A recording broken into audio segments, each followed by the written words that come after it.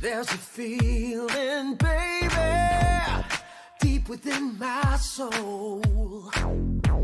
It's making me move and lose myself. I'm gonna lose myself, yeah. I can fight it, even if I try. This feeling gets stronger and stronger, stronger and stronger.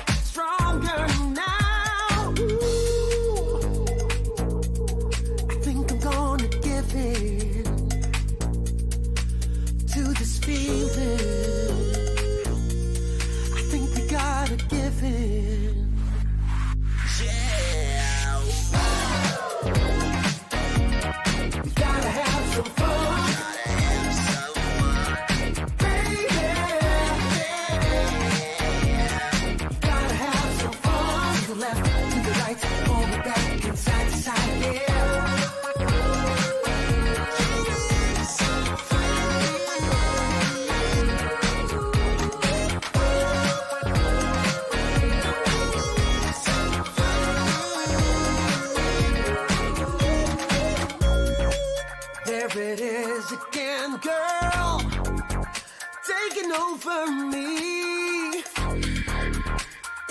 if I try to hide, the groove is in my mind.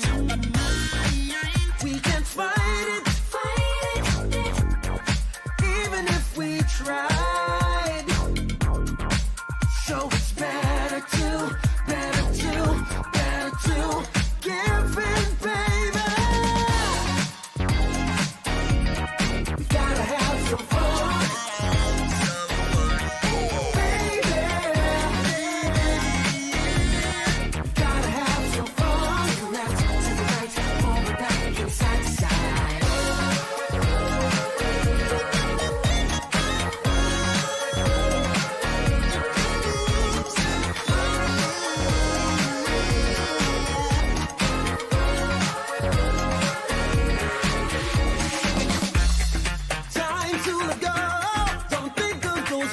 You when the feeling just surrounds you.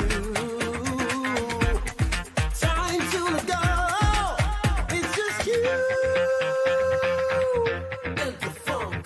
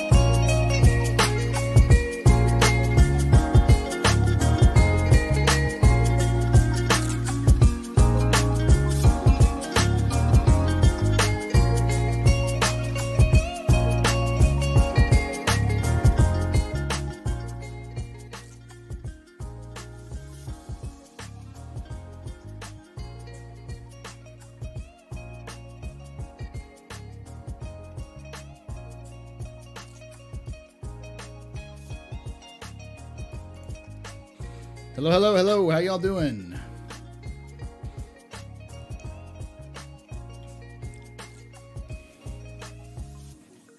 All right. Let me start at the Main computer.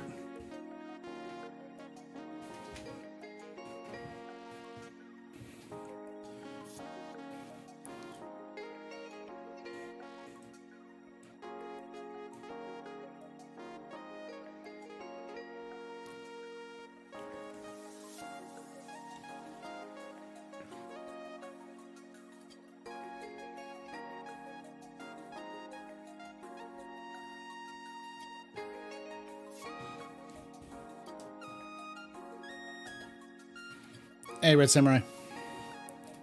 All right.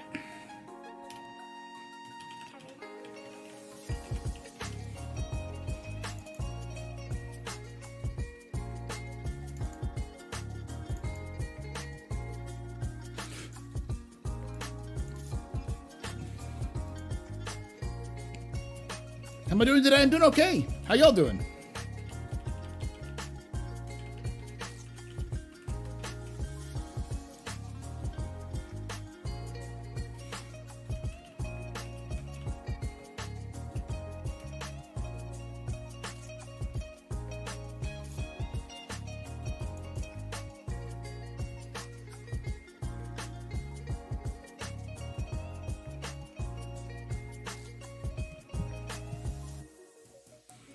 We'll get set up here. Let me get to the bar shop. Welcome, everybody. My name is Paul Berserker01, Batman Shelley, your humble host and space bartender here at the Astro Pub, your space white on Twitch. Welcome to the Invictus lore tours. This is where I kind of go onto the floor and talk about the various ships that are on the floor for any given event, specifically for Invictus. So this is going to be kind of like a light overview of what you can find in terms of the lore. If you want to join us, hop into the Discord. I will do that right now. Actually, I'm in there already. Hello, hello, hello, hello. Yeah, okay. You can take away my spaceship. Spaceship. You can take away my space suit. You can even take away my space lasers. No confuse. But you can never, Never. ever Ever. take away my space game.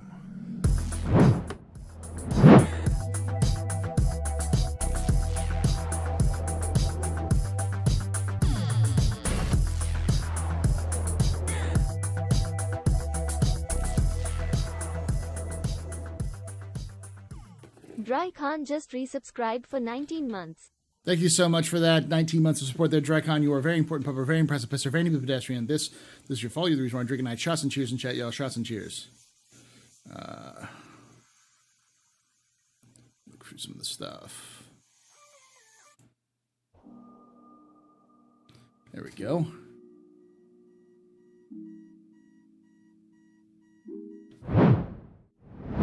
How you doing? Excited about today's Warband. Fun.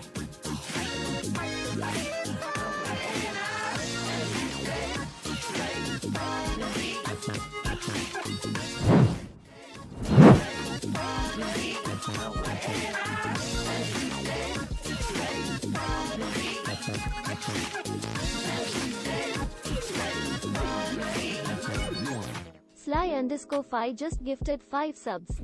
Thank you so much for gifting those 5 subs there, Sly-Fi. You are a very important pupper, very impressive pisser, very new pedestrian. You rock. Shots and cheers in chat, y'all. Shots and cheers. Of course I would. Of course I'd bar if I had to. If CIG allowed us to. Thank you for giving those subs to Flotch. Soldier. JW Pecht. The One Who Knocks. And Kazram. Those subs out there. Y'all rock. Shots and cheers.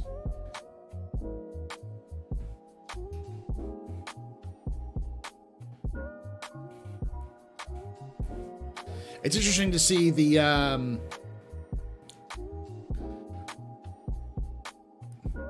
there's a bit of a bitterness, I think, that's going on in Star Citizen right now, and it always happens when you have issues like we were having in Star Citizen.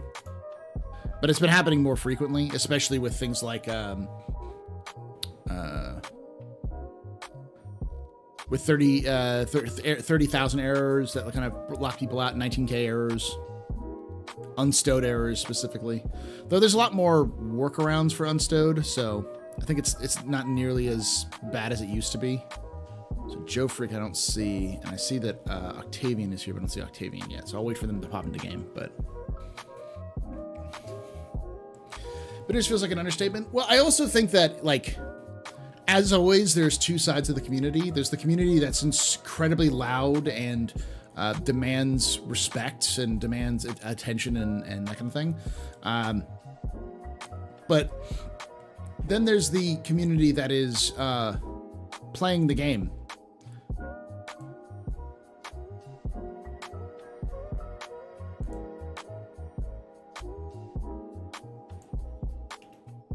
Let me do this real quick.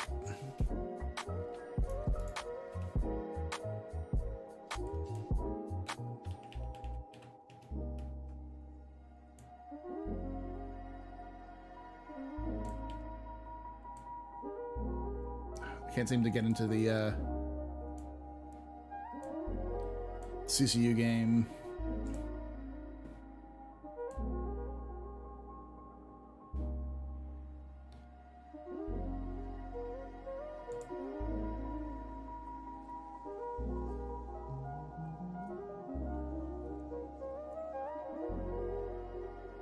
We're at 9 million. And the last year it was 21 million, and we're only halfway through. And the Kraken hasn't been sold yet.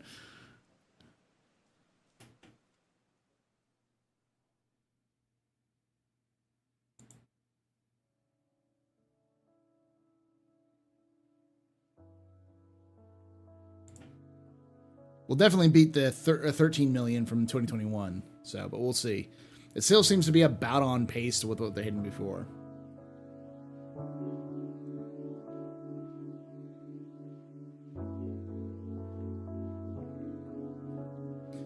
Your menus, I got you.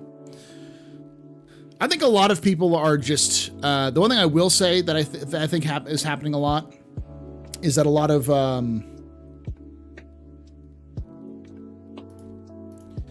people are getting burned out in terms of gameplay because CIG is not very good at right now giving an experience that people feel is worthwhile. Invite failed. Apparently I can't invite you, Octavian. Francisco, what are you in game? Because if you're different, if you have a different name, if you're Francisco, I don't see you in game yet. So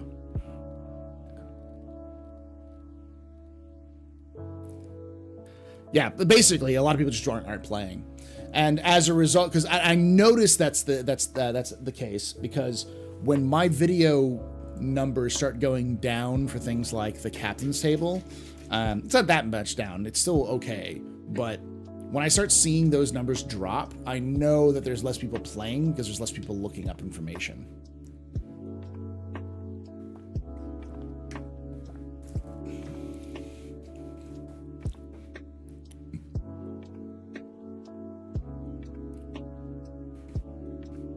But like the vitriol that I see on things like Reddit or Spectrum is not nearly the same kind of thing that you see, that I see the kind of stuff.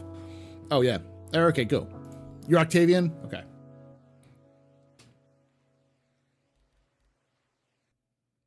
Awesome. If you want access, y'all, if you want to join us, feel free. I'll invite Alexander because I'm sure Alexander wants to come in. But I did the stupid thing and looked at some of the some Spectrum threads and some Reddit threads. And one of the funny things is Xylo responded to both of the threads that I was looking in, and the OP went, "Oh, thank you so much for responding. Thank you for being in like on Reddit." They fucking turned on him. They're like, "Dude, why are you sucking up to him?" Where everyone else was trying to be like, "Well, this is gonna destroy the game long term," and I'm like, man, no. I do think that CIG is setting themselves up for a massive population drop over the summer, because CIG is just doing what it always does. And the summer is just not a time that CIG gives a fuck about. They just tend to not get people to come in and play the game over the summer. It's usually the spring and the summer, which are the hardest parts, with a little blip during Invictus. And then the fall and the winter are the really big seasons. Sadly, show at work? Okay. It says you're in the menus. So this is one of those weird kind of like CIG's not helping themselves because the gameplay is not stable. It's not fun stable. And it won't be fun stable until 4.0, and even after that, even 4.0 will probably be bad. Maybe 320 will fix some of these issues. That's a big maybe. Yeah, I don't see anything. I don't think Star Citizen getting more stable between now and the end of next year. Probably worse. Sure, you're Sir Mr. Penguin in game, right? Sir Mr. Penguin. There you go.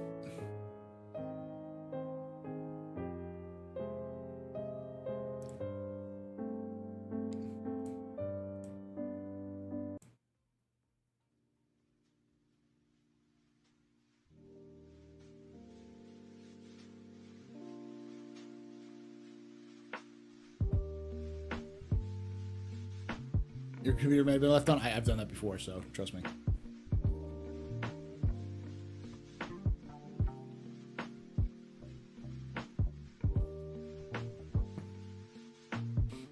It's important to note that they'll also do stuff on the back end to improve some of the aspects of the game. I'm sure they'll improve like the graphic fidelity, which will improve the performance because of Vulkan.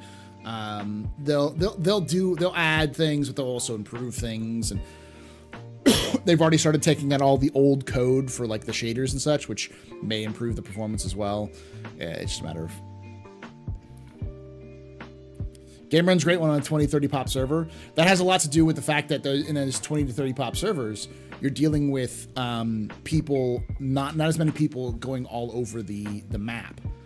So CIG seems to be hoping that when they can reduce the map size, that's what server meshing is. Basically, instead of having one server to cover an entire system, you'll have one server that covers half the system and covers the other half, which will reduce the number of entities likely by half. And so when you're only dealing with the people, the server is only dealing with the people who are in half of the server, they can increase the number of NPCs and still have the same number of players. And so you have like a 100 person, server with the same performance as a 40 person server right now.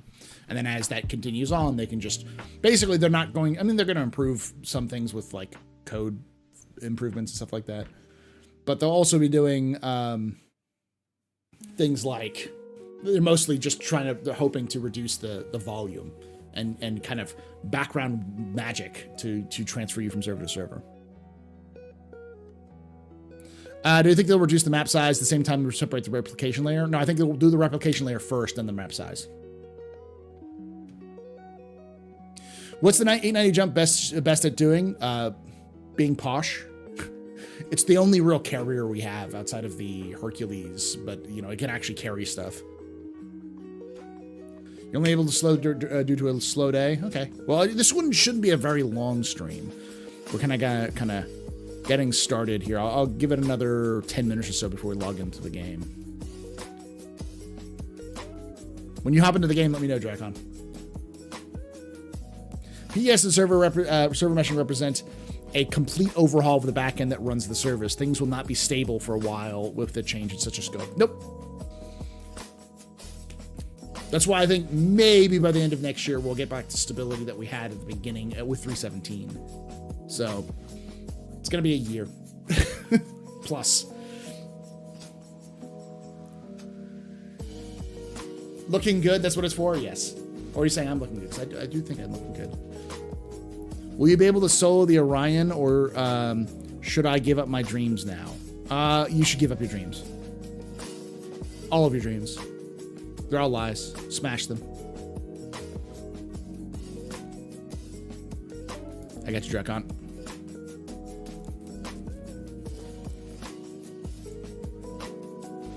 No, I'm not a voice actor in Squadron 32. If I was, I would have to give you an NDA, but I can just flat out say no. I wish I was. The biggest fear is the project fail, but they'll take their time to fix it. Well, that's the thing. It's like CIG is not in a position where one thing fails, the whole game fails. If one thing fails, they just pivot to a new idea. Like from what I can gather, iCache is no longer the thing that they were thinking they were going to do. So they had to change something else. But Pcache is entirely gone. So iCache and Pcache have kind of morphed into what we have now. And server meshing, as it stands right now, as its ideal, may not work. And if it doesn't work, they'll morph it into something else. The problem I have is that CIG will not tell us that, because they know if they say server meshing doesn't work, people would lose their minds and demand refunds and say the game's just going to fail, instead of understanding that, no, CIG's just going to pivot to another thing they're going to look at. That's what would happen, and that's always what they do. That's your first time here, but I thoroughly enjoy all your YouTube content. Thanks for all your hard work. Thank you for watching. My lore content, my more game-focused content, or both? Which is why they don't want to say anything. They'll never say things. That's why they didn't say anything with iCache until it was already been replaced with something new.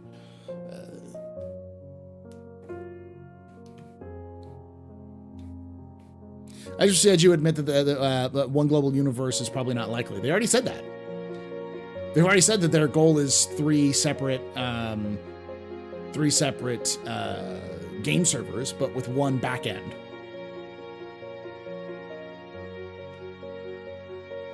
Yeah, it'll just morph into something else and that kind of stuff. Yeah, the lore. I love all lore. Well, thank you for watching it.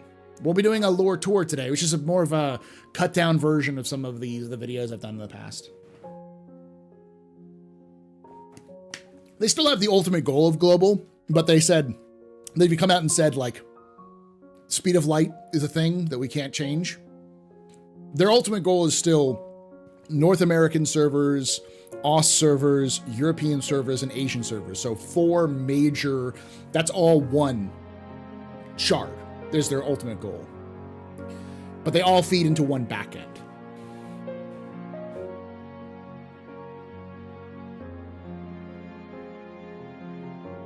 It's because of your videos, I know that for certain that Hurston family is corrupt as hell.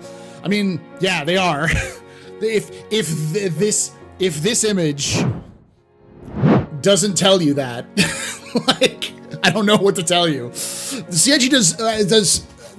I'm gonna do a video over the summer. I'm gonna be doing a couple of larger videos about lore, and one of the things I'll talk about is where CIG is very good at, what they're good at in terms of lore currently, and what they're terrible at.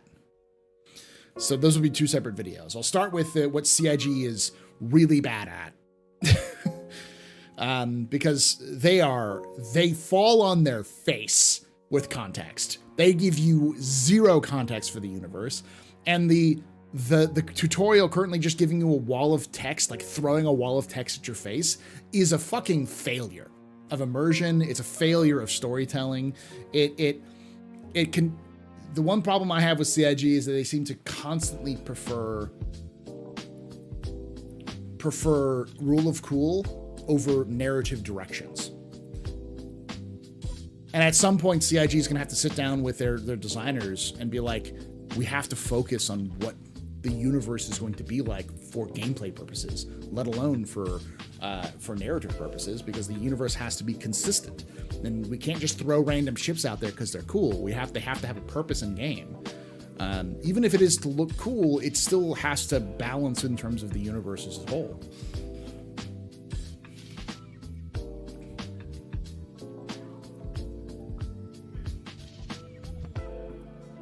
And I think that's one of the biggest fallbacks that CIG has. Like, their writers are great. They've done a really good job of creating a very cohesive, coherent universe that makes sense, that, like, works within its own logic most of the time. Crusader, Orson, has got problems.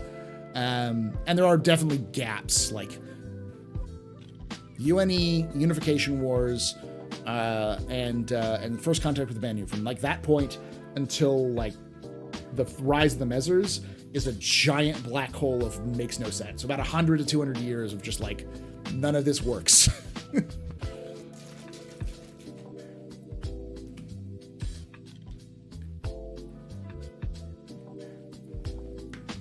All right, if you want to join us, let me know. 5 minutes and we'll get started. How long till underwater vehicles? Probably a long time. I'd expect boats before we get underwater vehicles. Will that be Star Citizen Wrath of the Devarin expansion? I don't think CIG will have expansions, paid expansions that same way. But I'm almost certainly CIG. So let me explain a little bit. Just send me a friend request there, Johnny. Unless I'm already a friend of you. I don't think so. Send me a friend request. I'm the Astropub right here. It says leader, the Astropub. THE.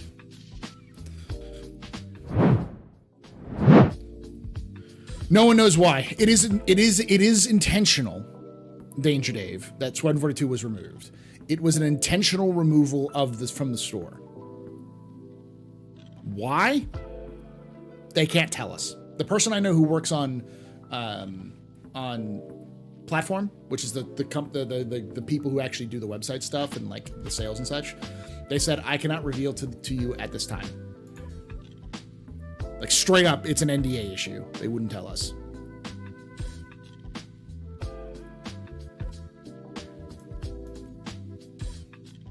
So hopefully CIG addresses it, but yeah. You can't buy Squadron 42 anymore. You can still get it if you have a larger enough package, but yeah, you don't buy it. My theory is still based that we're going to see Squadron 42 announced later this year, and when they announce a release date at CitizenCon, they'll also increase it. We'll have a price increase, so it'll be the full $60, $65 when it comes out. So like an actual pre-order. The other theory that came out was something that I heard from Shiny Hobo, which is a German law. So there's a German law where if you have a product that is pre-ordering, if you do not have a date attached to that pre-order, you cannot sell it without a date. So because CIG doesn't want to put a date down on something, they may have had to remove the sale of Squadron 42 until they can have an actual official date.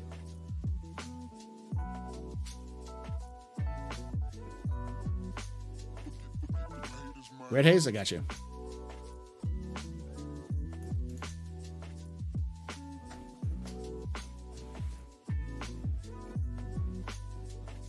No problem. So the most likely, honestly, the most likely answer is the German law. That was what that we found out recently. That I found out recently is the reason why. So they're just in compliance with legal standards. The question is that because are they doing it now just because it's a quick fix, or is it they're doing it now because it's a it's because they run a company in Germany because they have a branch in Germany. They have to abide by German law, so that it has to be global for across the whole company. But are we going to get a new one when they go back and fix that in the near future, or is it all just like a happy coincidence where they're just like, we got to do this because of German law, but we gotta release this game next year anyways? So, am I buying a Squadron 42 Collector's Edition? Probably not. I'd love to, but they already sold out of those, as far as I understand. If they sell more, maybe. I might be able to convince CIG to give me one for free. Because y'all, a lot of y'all are lore fans. I know a lot of y'all are here because of lore stuff. So let me explain.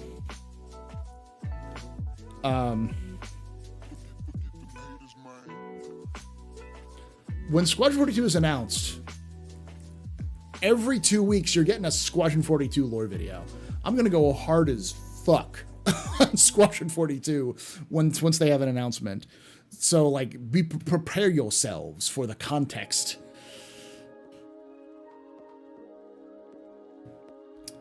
Darth Revens. I thought you were already friends with me, Darth Revens. And then hunting for you.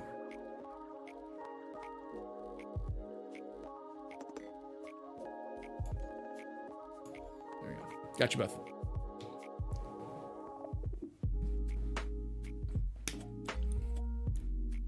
I hate you, Kazran.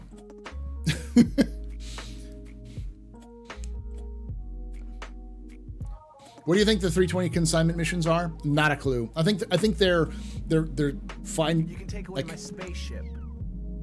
You can take away finders my space missions, suit. like You can even take away my space lasers. scavenger hunt missions.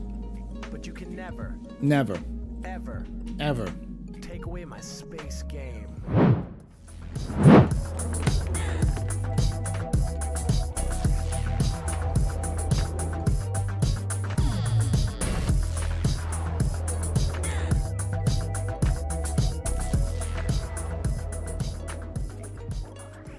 Teacher Zero just resubscribed for 6 months. Rock and Stone, my brother. Rock and How you doing stone. today?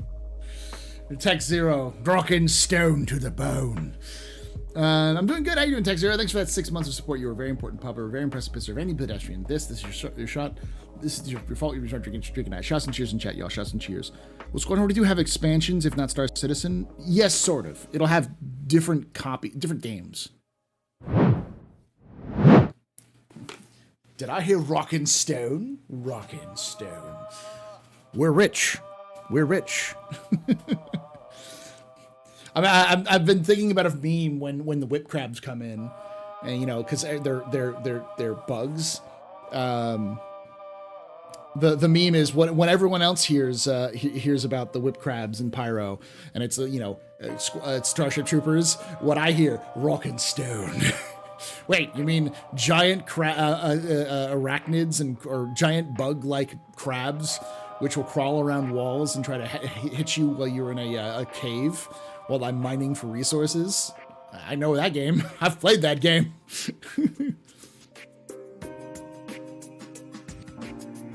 So what ships will you actually be flying during Squadron 42 gameplay? The main one you're flying is the Gladius. You may also be flying the Gladiator, the Hornet, the Retaliator, possibly the Saber. There'll still be some options.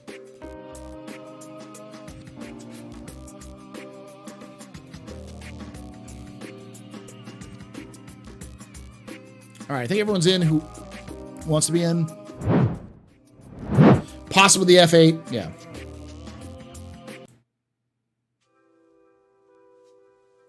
All right, let's get started. If you want to join us on Discord as well, I'll have that open, but I'll be talking through Discord through the in-game once we get into there. Let's go to Alls. Why not? I mean, if you listen to X, you'll also probably do the Rock DS at some point. You may be piloting a Titan suit, but X believes that's a boss fight battle to fight someone in the Titan suit. So I want to fly the Idris in Squadron 42. Can I do that? I don't know. Possibly. You don't really fly an Idris as much as you chart an Idris. Like you plot a point and then you kind of move towards that point. The way you'll fly larger ships is going to be a lot more cumbersome than we currently have. The 890 is close to that experience. Execute's argument is that the Rock DS exists for Squadron. He thinks that the Rock DS was a concept came up for Squadron mission, but that's the reason why they sold it, because they kind of do that in general. Put all my thick boy away.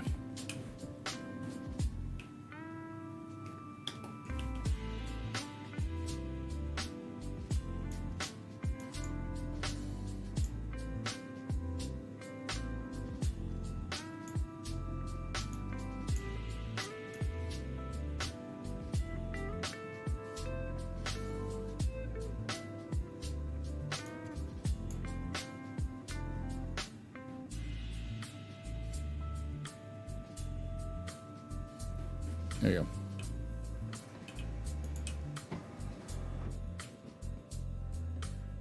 Hey, Darth. Follow me. Seems okay. Theaters of War in Squadron 42. Hot tub stream when I can afford a hot tub. Will we have a big epic planet scale battle from space to land in Squadron 42? I can tell you, because so for those of you who don't know, I have entirely spoiled myself on Squadron. Red Haze is coming, so. Just Johnny. I got you, Just Johnny. Add you real quick.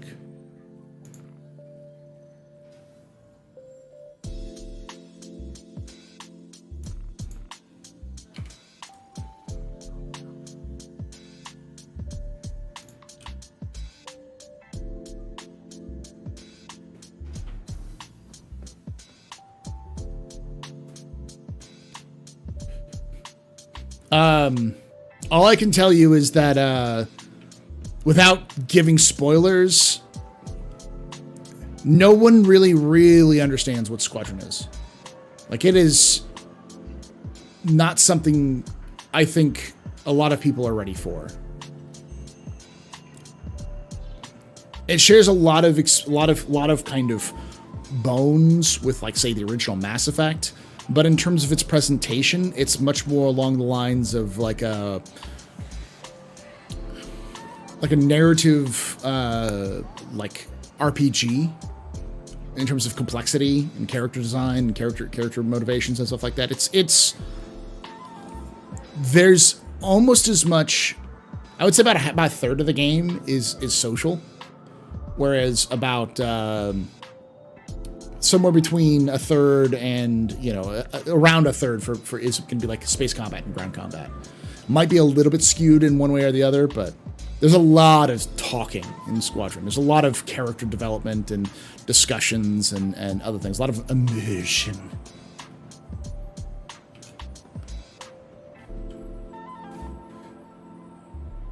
Yeah, if you've played, I have some NDAs I'm under, not under this, because this was all leaked stuff that I accidentally heard.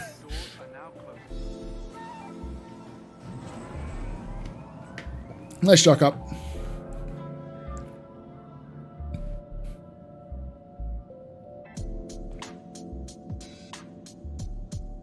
%, toilet paper. It's all just it all takes place in the cafeteria.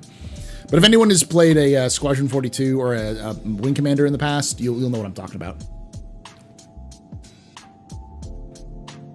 Don't worry, we'll take. You're already here, so it's just a matter of you getting over to the convention center. So we'll wait for a bit.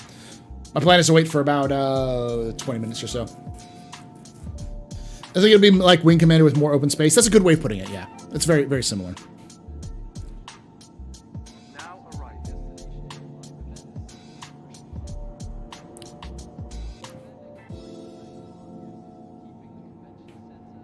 Space bidets are only an Origin thing.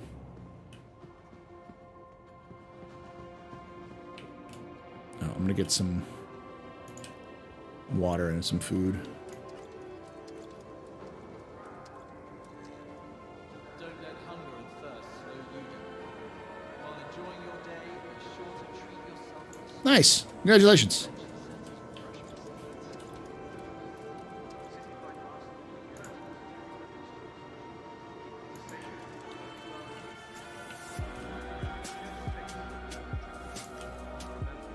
PPC burrito. Snipes my hunger. All right, I'm gonna head over.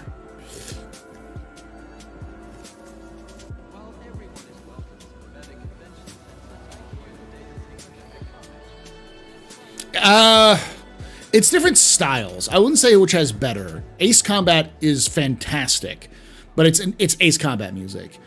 Listen to the soundtrack of the latest Invictus trailer. That's the kind of music you're going to hear in Squadron.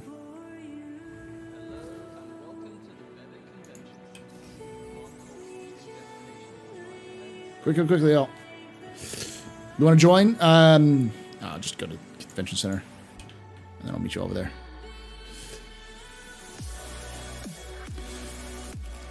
Yeah, it's very cinematic. Whereas, like, Ace Combat is much more... I don't want to take this the wrong way. It is its own genre of music, Ace Combat music. But it's much more epic anime, and Star Citizen's going to be a lot more epic, like, movie. Alright, I mean, yeah, you could join us, Targarius. I could just send you an invite. Or send me a friend request if you don't already have so. Oof. I'm going to pull up my notes anyways here for this, so... Next tour is going to happen on Thursday, so.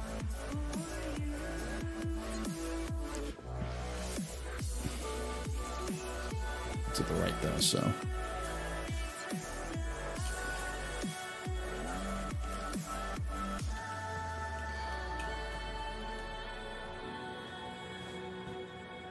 Hey, Witcher. Although Invictus is a celebration of the men and women who are about to ship off to begin their training,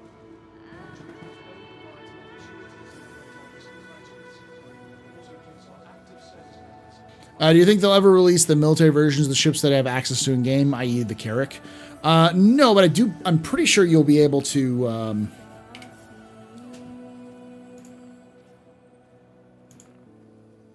I'm pretty sure you'll be able to take those versions. I don't think CIG's actually made a bunch of those yet, other than like the F7 and the F8. But there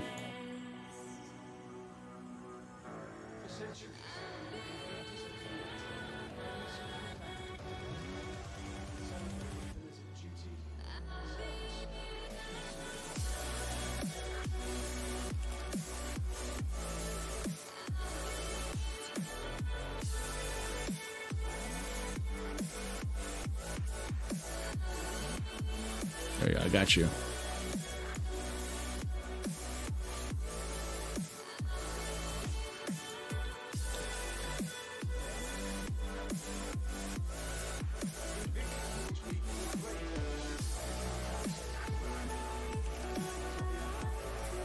Sure.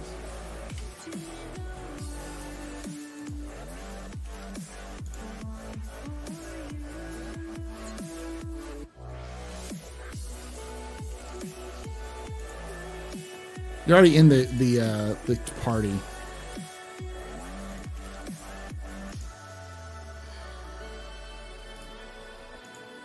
There you go.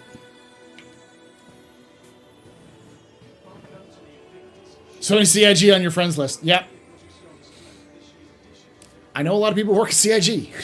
All right, so let me pull up my notes for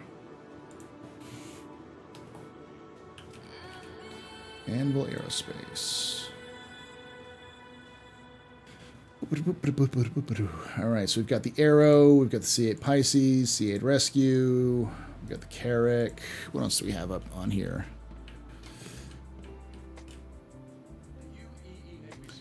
Terrapin, the Gladiator.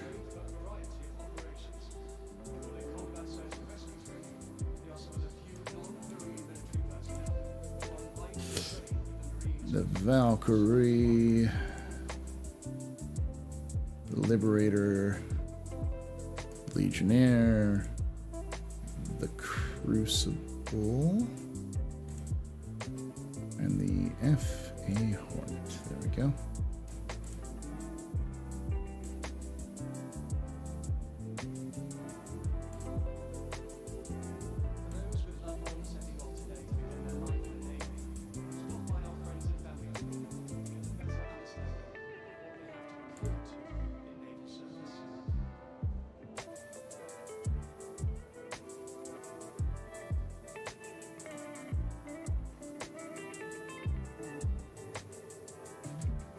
I'm gonna have to pull some other stuff up real quick.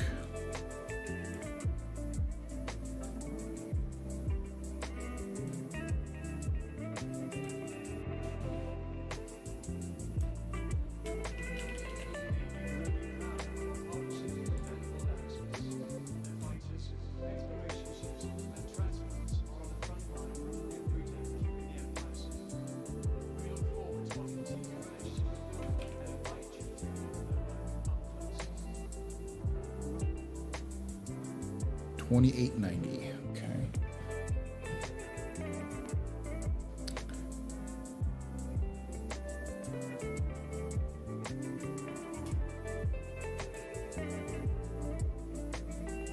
Valkyrie.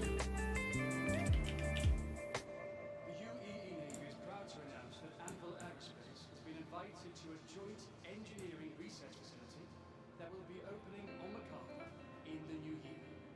Together, naval and Anvil engineers and scientists are looking to develop the next generation of ship technology.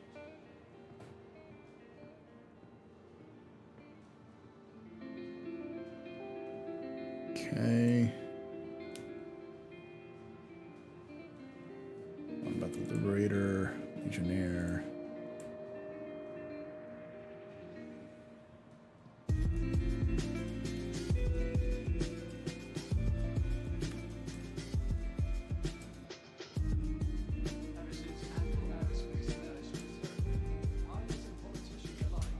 Tom Cruise is an upcoming space project listed as his IMDb. Do you think it's Squadron 42? No.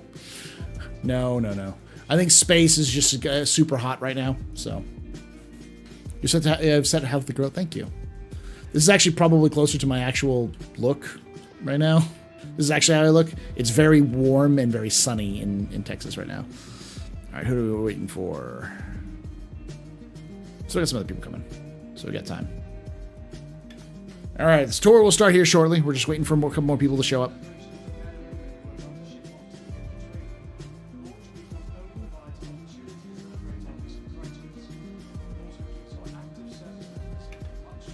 Hey, Larsus.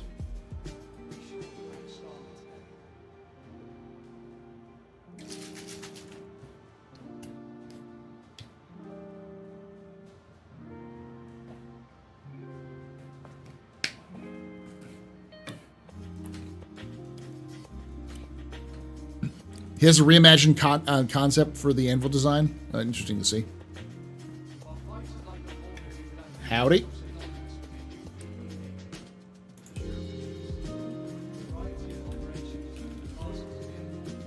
Here we go.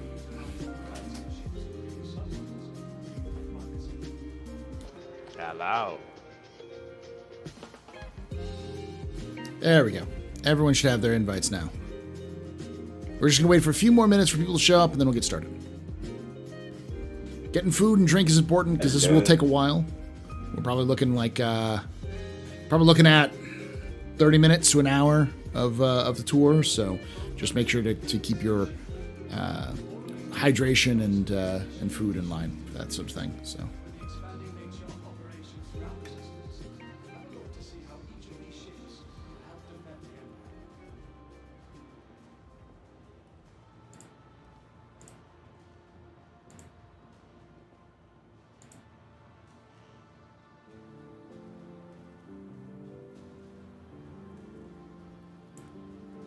Interesting. It looks like for the shops, local inventory is not showing up as an option. You should be able to grab it. You can look over here. Yeah, gotta put my backpack on probably. Yeah. Should be able to, yeah. Or like local inventory. Let me see if my local inventory is showing up. It should still be showing up. Yeah, my local inventory is showing up, so. Hello. Howdy, howdy. Come on in. Come on up. We're just waiting on Johnny and Octavian to show up. They're only they're only about 8 kilometers away, so it shouldn't be too long. So on a scale of from Joe Biden to Joe Exotic, how bonkers will be? We've hung at least 2 NPCs. Maybe while we're fishing, we can catch a third. You know, if we can hung what? Anywho, Joe Biden to Joe Exotic. I don't know. I don't know a Joe in between those two that would make sense. Joe Montana. That's what I'll say. I'll put it up as Joe Montana. Exciting and thrilling and skilled, but you're looking at Joe Montana, not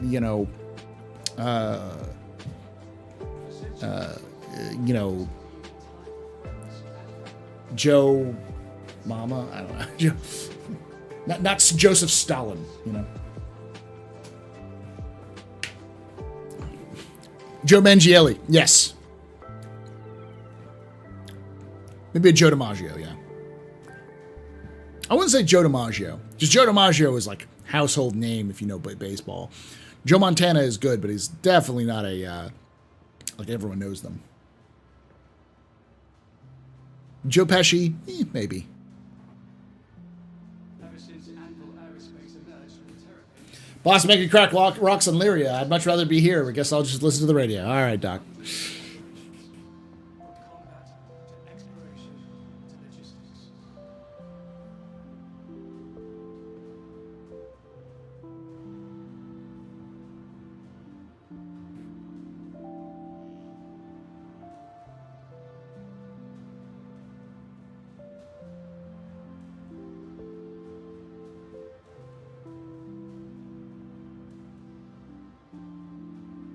Invictus launch week is a great opportunity to see your taxes at work.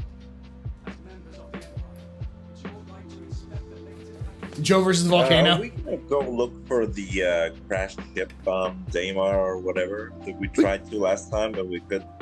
Yeah, we can try after this if we have time. I got time to do it, so. Yay! I've never seen it.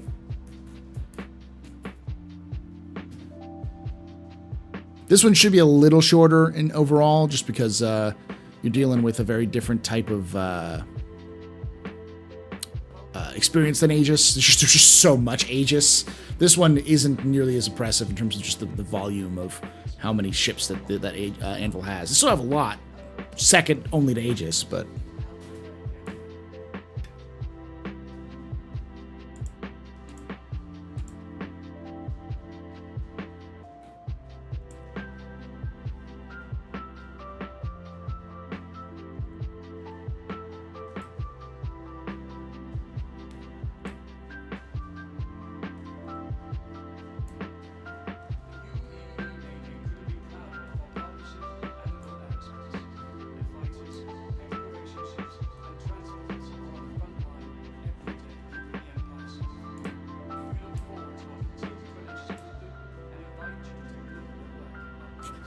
We don't start calling the Fury the McFlurry? Yeah, maybe.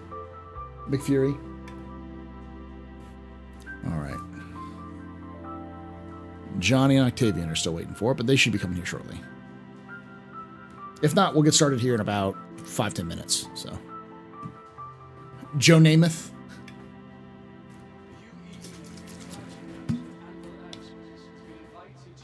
I love the Fury. That will be opening on MANCHACA in the new year. Together, naval and Anvil engineers and scientists are looking to develop the next generation of ship technology.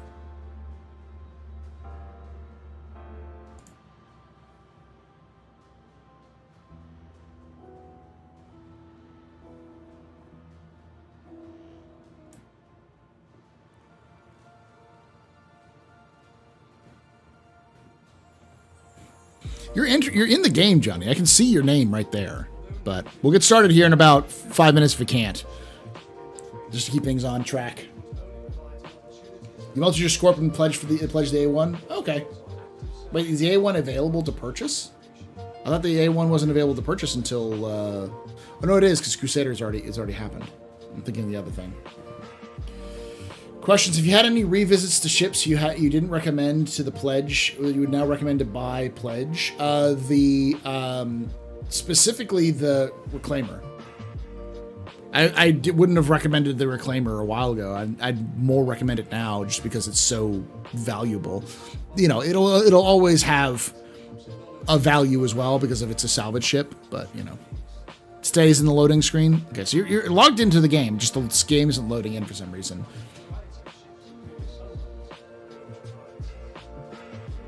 You might want to try to log out entirely, log everything out, and relog back in. That may be an issue.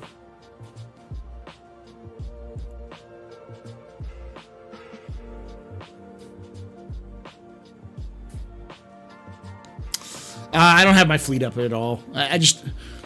It's such a scattered mess right now because a lot of it is you got this because I pledged too much money, or I have this because it's a giveaway ship. Like, there's a bunch of stuff that's in there that's like waiting for people to claim and such.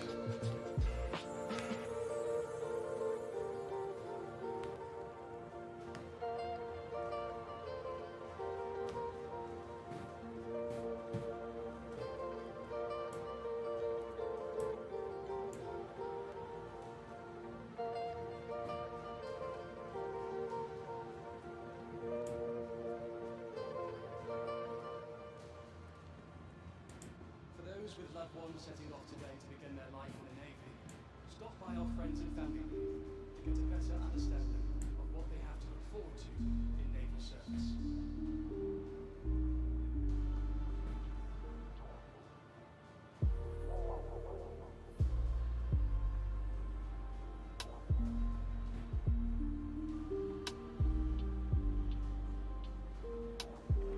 Hey Paul, that 400 you're giving away? What's does that have LTI? Yeah, it should have an LTI and a game package, I'm pretty sure. It may just be that. I can double check. We look forward to our continued relationship with them and invite you to take a look at their work up close.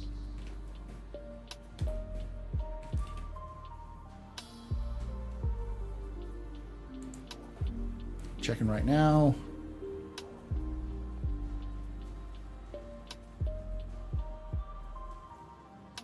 It's got the game too. It's even got the Fortuna paint.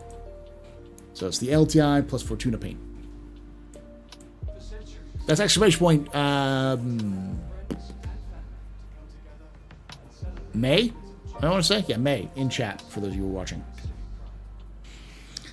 Did you make it in time? Yes, you did. We're going to get started here in about 4 minutes. Today's Gladiator CCU can't plug into the Venture Warbond available. Is it better to just use the Vulture Warbond to plug into a chain of 15 instead of 10?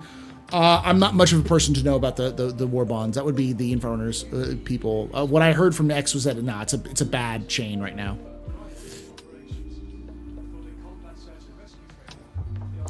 Love these lore tours. Always learned something new about my favorite manufacturers. The Reclaimer is a fantastic ship for what it does. It's basically the mole of salvage, and like the mole, it holds more. It is more efficient. It's faster, and in the near future, it'll have a lot more valuable just because it's it can store and process stuff more.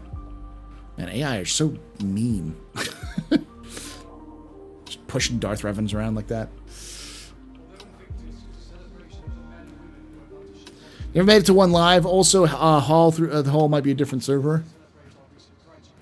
No, they should be the same servers. Eventually, they may be different, the same servers, but. Tour is going to start in about 2 minutes.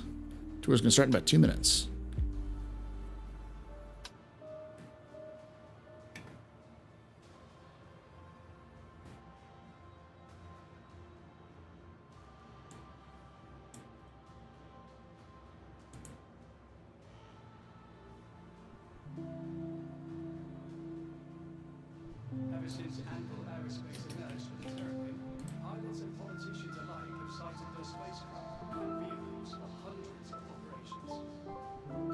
Paul, can you call up your CIG contacts and suggest in-game UE squadron flight jackets? I would, but I mean, CIG doesn't listen to me.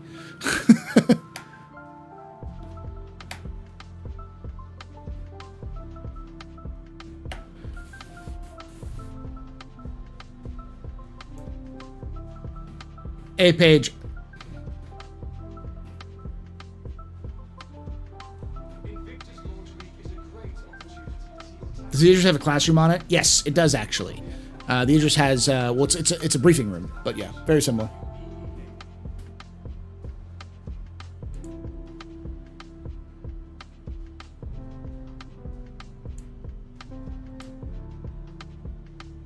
I don't speak Bulgarian though, Paige. I'm having to translate through this. Hey, Angry.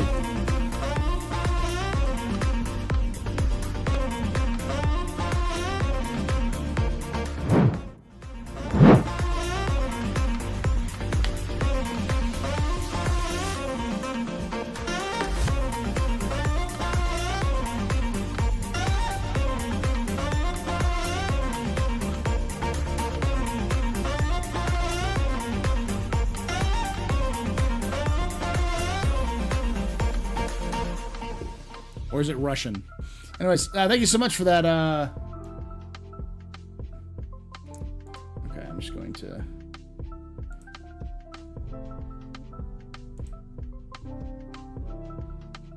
Gotta do something real quick. I'm getting botted here. There we go.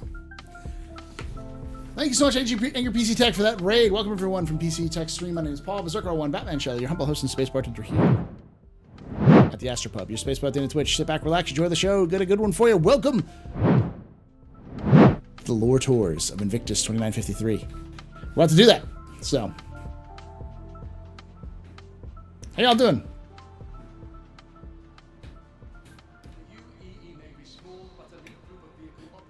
All right, y'all. We're gonna get started here very soon. Reclaimers should hold 600 SCU. Should, yeah, we'll see.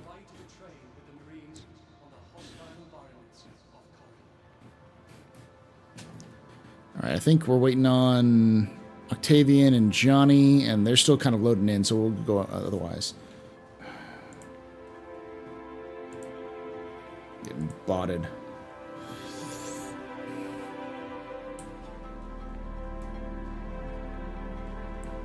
Hey, if we have any mods, I don't know if we do. Just keep an eye out for that. If you just seen stuff pop up in Cyrillic, just ban it.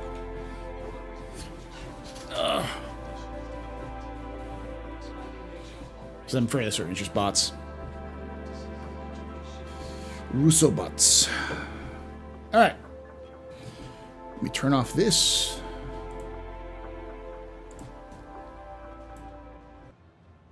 Okay, let me go back to here.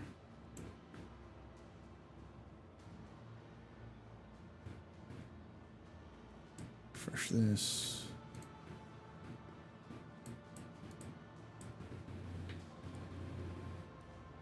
Ever since Anvil Aerospace emerged from the Terrapin, pilots and politicians alike have cited their spacecraft and vehicles for hundreds of operations. All right, y'all. Welcome to the Anvil Aerospace floor here at Invictus 2953.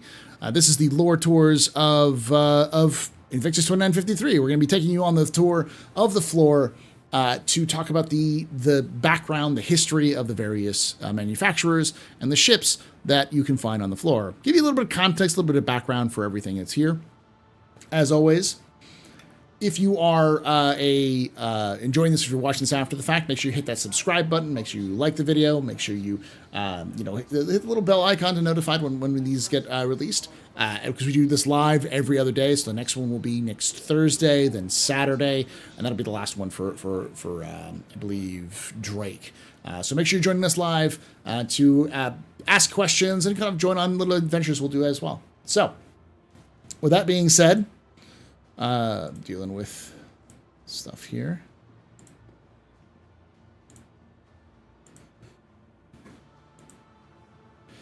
Let's get started. All right. While fighting corners in Cloud become synonymous with the UEE name, the truth is that with Let's get started with Anvil Aerospace in general. So, to understand the history of Anvil Aerospace is to understand the history of the UEE. In the early 28th century, we see a man by the name of...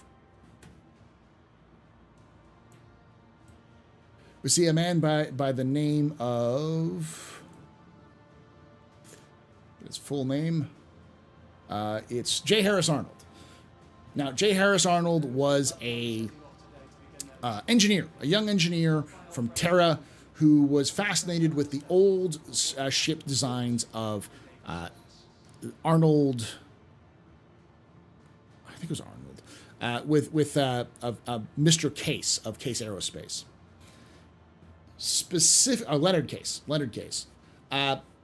who was the one who invented the Case Hurricane, which was one of the major ships of the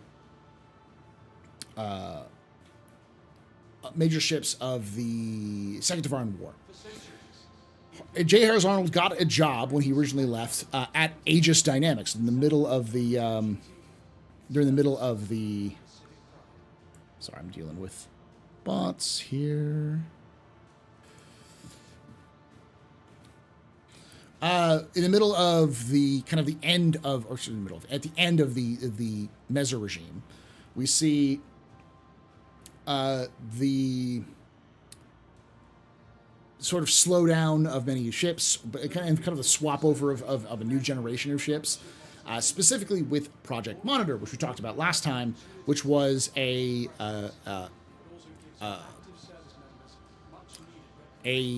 design to replace the aging patrol ship, the Gween class of ships, and that changeover what would result in the Hammerhead. And J. Harris Arnold got his start in ship design as part of Project Monitor. Now, his design didn't actually make it to the final cut of the Hammerhead, but he did work on the Hammerhead project.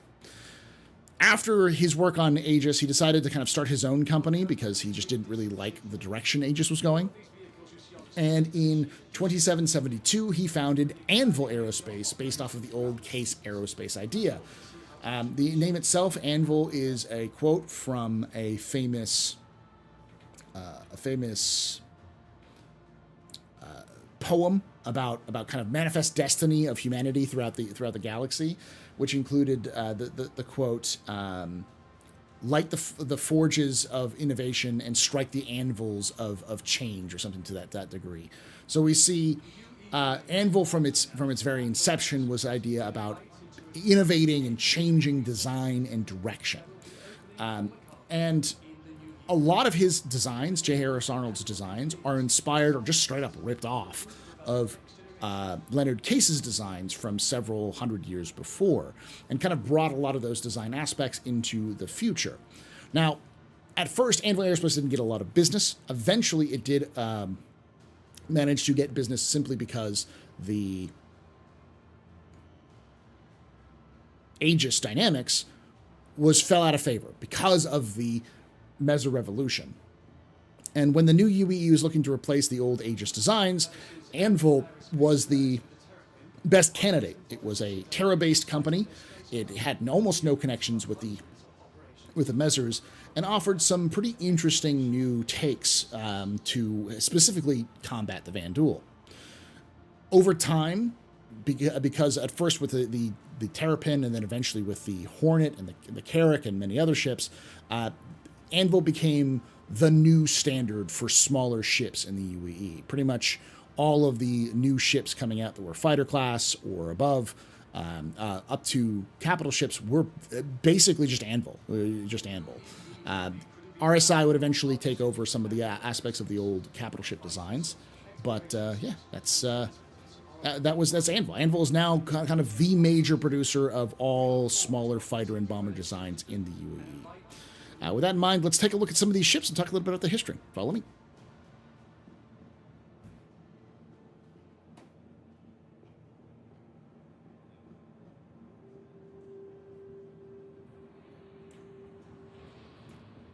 So this is one of the newer ships from Anvil. This is the Anvil Aero. It was first developed in 2948.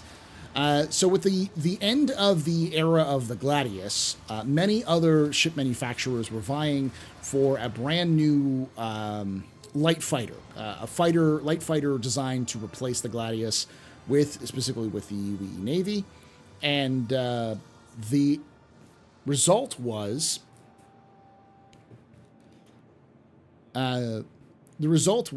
the Anvil Aero, but it also resulted in the development of the Buccaneer and several other light fighter designs that have come out as well. With the Anvil Aero specifically, though, this was designed kind of differently than most other Anvil ships, but it is still an example of Anvil design philosophy. It's designed to be more nimble, it's designed to be a little bit faster, and still hit pretty hard for its size. But generally speaking, Anvil is mostly known for their heavy armor and lots of weapons. So this is a slight deviation from it. But if you come here, well, I'll tell you a little bit about the design here. If we go down to the very bottom of this ship, you'll notice that there's this kind of like, it's kind of an arrow with this center here. There's kind of a little bit dip here. If you go up, you may have to clip a little bit. But if you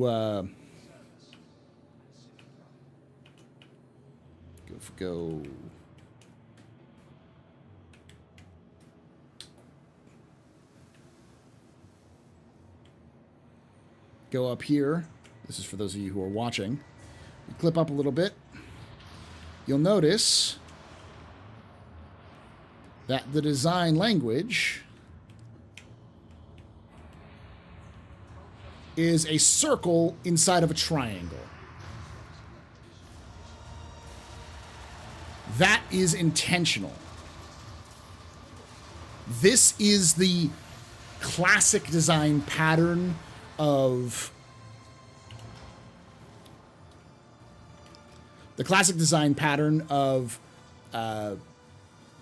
Leonard Case. All Anvil ships have a circle inside of a triangle. That is their design philosophy. So even though this ship is probably the least Anvil ship imaginable, it still sports the classic Anvil design. You also notice, which is important, is that there is no smooth edges on this ship. It's all banked edges. It's kind of sloped. The reason why is because this ship is designed to fight the Vanduul, and the Vanduul love their close combat kind of fights. In order to defeat that, they need to sort of have these sorts of sloped edges to bank away to try to deflect any kind of not direct or indirect attacks from ships. And you'll notice that a lot of Anvil ships have this design as well. But from the newer ships, let's go to one of the older ships over here, the Gladiator. Come follow me.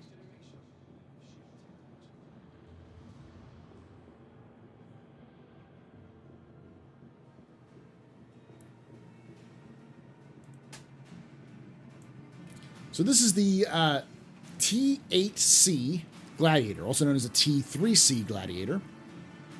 The Gladiator is an interesting design because specifically it was built because of a scam. This ship was designed not as a bomber, but for a specific weapon system which no longer exists, which never existed, but was pitched as a stealth torpedo to its creators, Craig Levine, to the UE Navy. The UE Navy was so impressed with the idea of a torpedo that could not only disappear from sensors, but skip through shields, so it could actually penetrate shields, that they invested millions of credits into this project. The only problem about this torpedo is that it required a constant lock, a kind of guiding lock, to actually hit its target. So they needed a ship that was designed to be very close to an enemy position without giving away its position and still keep a sensor lock. So the Retaliator didn't work very well because it could easily get ambushed, required escort. So instead they designed a ship from scratch, and they went to Anvil's Aerospace to design this. And that here is what we see here, the T3 Gladiator. That secondary turret up there, it's unsure. We're unsure if that actually was designed as a turret originally, or if it was designed as the kind of communications, Rio officer in the back, whose job was just keeping the target on place. But you see this nose section right here with this large kind of antenna boom. This was originally where the package for that guidance system would have been. So this ship was designed specifically to be a bespoke vehicle to carry this special torpedo into combat. Problem was that once they went to go test the torpedo, they found out it was a giant scam. It was just a regular torpedo with off-the-shelf components that didn't do anything, and the torpedo didn't even work. So, out of embarrassment, they canceled the project. Craig Levine never got any punishment for it, but they did end up collapsing shortly after this boondoggle of an adventure, and the UEE was left with a brand new bomber that they had no idea what to do with. So they converted it away from being its original purpose to being a carrier-based torpedo bomber, the first ever that the UEE would have. There was a similar ship that kind of did something similar, which is an aging Aegis design that it replaced. And they also, the innovation with this was supposed to be that they replaced the top turret with actual guns. So this is a bomber that can defend itself. And that was a terrible idea. It didn't actually work. So the ship was effectively a death trap for many, many years before the UEE finally kind of got its ass in gear and revamped the design philosophy and learned what to actually do with this ship. And in the 30th century, it was became a fantastic bomber. It was used extensively by carrier-based bomber crews to attack Vandal sort of capital ships and larger ships, and worked hand in hand with Hornets. So this ship is often flown alongside F-7A Hornets in the Navy. But because it was pretty well liked, it also got a civilian version, and it got its name changed from the T3 to the T8, and this is the T8C version. The other thing that's important to note is that because of that, the changeover of the bay, this bay right here, if you come over here and take a look at this, this is a modular bay. There are several different modules that exist in the military version, including a search and rescue version, and there's at least one mention of a civilian version that had this bay swapped out for a firefighting version. So the idea that you open this up and it kind of sprays fire retardant or water onto like a wildfire. So this is a ship that has a lot of different purposes beyond just a bomber. It can also be a command and control ship, a charting ship, like a mapping ship, all depending on what you want to put into this bay. So with the Gladiator done, let's kind of go over to the other side. We'll kind of skip over the Carrack for now. Let's go to the oldest ship in the Anvil fleet, which is the Terrapin.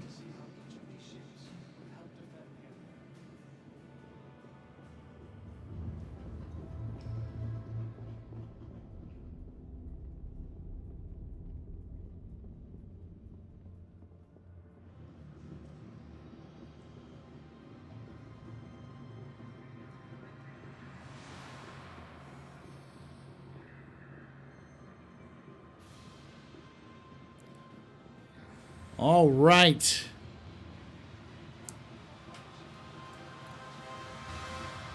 Welcome to the U-4C3 Terrapin. This is a deep space armored scout ship utilized by the UAE Navy as well as civilians. The military version is the U-4A. Mostly the purpose of this ship was to be the extended range eyes and ears of the fleet in locations where the fleet couldn't go or didn't want to go. Now, at the end of the Messer era, the Navy was still in the process of revamping its fleet, and they wanted they needed something that was small, that was easy to repair, that was not too difficult to transport aboard current carriers, including the Idris, but would be able to get a lot of sensitive information, including information on enemy fleets and other things like that in a system, and come back. So it had to be tough, it had to be long range, and it had to have lots of sensors equipped, but it had to be small. So Anvil decided to throw their hat into the ring because Aegis was no longer able to do it. What they came up with was this, the Terrapin, which is named for a turtle. And it kind of fits that role. It's very heavily armored. In fact, it's so heavily armored that if you look up there where the little flap is raised, that is called a breathing hatch. Because this ship, when that armored flap is down, is so overheated that it will actually cook itself alive. It'll cook the crew alive if that hatch isn't opened to be able to vent coolant and such. It's called coming up for air. The crews call it coming up for air when it does. But this ship is just armor strapped with engines. This thing has a very powerful scanning tool. It's a two-person ship. There's a pilot and a scanner operator. It's designed to go long range, be launched from small carriers like the Idris, and then return and be able to give update information on what's going on, and even be able to fly literally into a trap and still make it out because it's so tough that it can just take beatings as it tries to escape.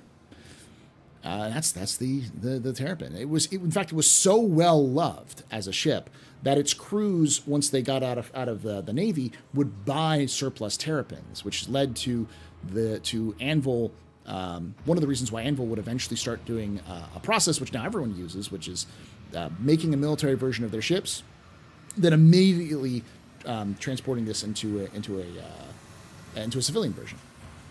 So this was first introduced in 2796, to give you context, only about 4 years after the fall of the Messers, and this is the first Anvil, or the oldest Anvil ship that we know of.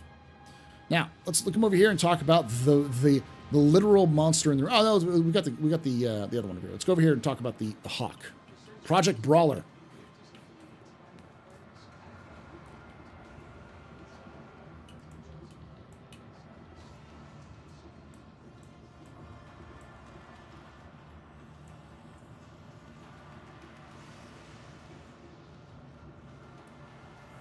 Find my notes here for it. All right, so this is the U-9C Hawk, Anvil Aerospace Hawk.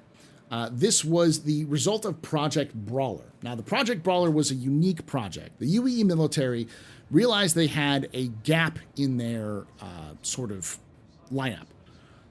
They needed something that could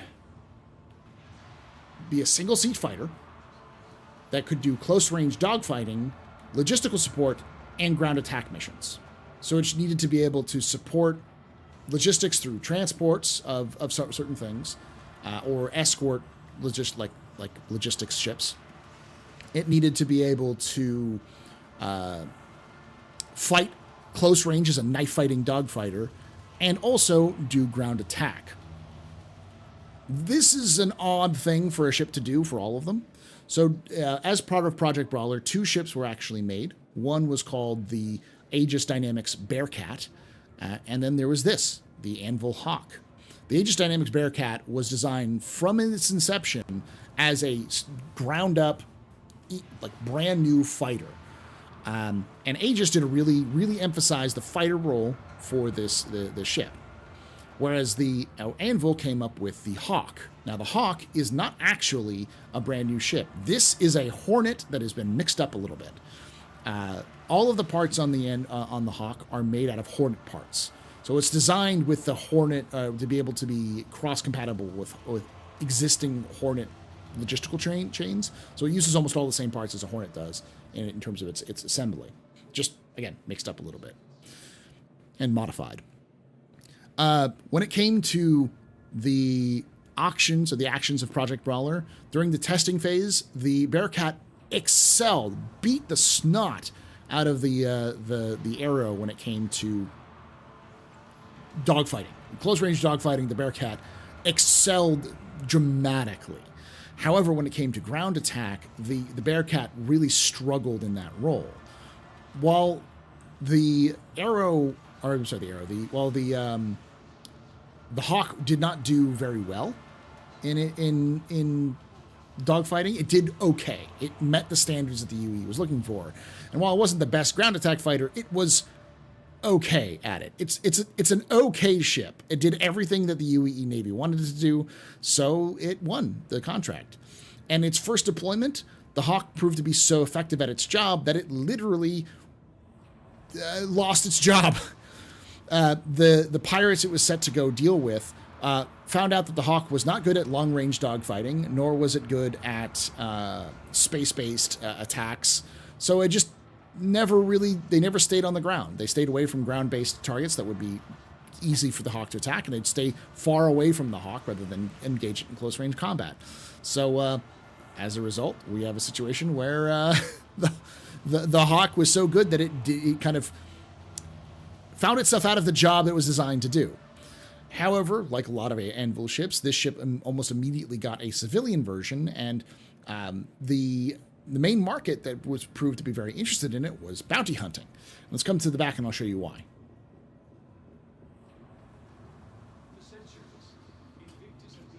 This right here, this little pod in the back, we don't know exactly what it was used for in the military. It may have been used to carry cargo. A small cargo crate could fit back there, maybe. But it was easily converted into a restraining harness for a single occupant. So the Hawk became a very popular ship for bounty hunters. In fact, I believe over here to the right where you see this little pad, I think that pad is supposed to be for like a locking pad, so you can kind of lock and unlock it over here. I guess there's both sides. Hard to tell what that is. Could also, oh no, they say F on it, so it could just be flares. But the purpose is that this was eventually turned into a very, very well-loved dogfighter and bounty hunter. It could dogfight, it could close range, it could do ground attack, and it could also transport people. Now, it became so well-loved by bounty hunters that there are 2 aftermarket modifications to the Hawk that was made. One's called the Dire Hawk, and the other one's called the Shadow Hawk. The Dire Hawk is basically an upgunned version of the Hawk, and the Shadow Hawk is a stealth version. The Shadow Hawk it still exists sort of in aftermarket kits, but it's hard to get a hold of.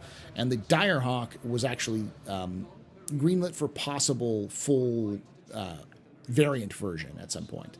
But that is kind of, it's been a while since that was mentioned. Yeah, there you go for the little thing here, the little restraint harness. All right. Now, with this being done, of course, this is for date. This was in 2935 when this was first introduced, and this current version was released in 2937. for the civilian market. Now, with that all being said, let's head over to probably the most popular ship in the verse right now, and also one of the a ship that has a kind of a weird past to it. Kind of go over here so we can kind of talk about both of them.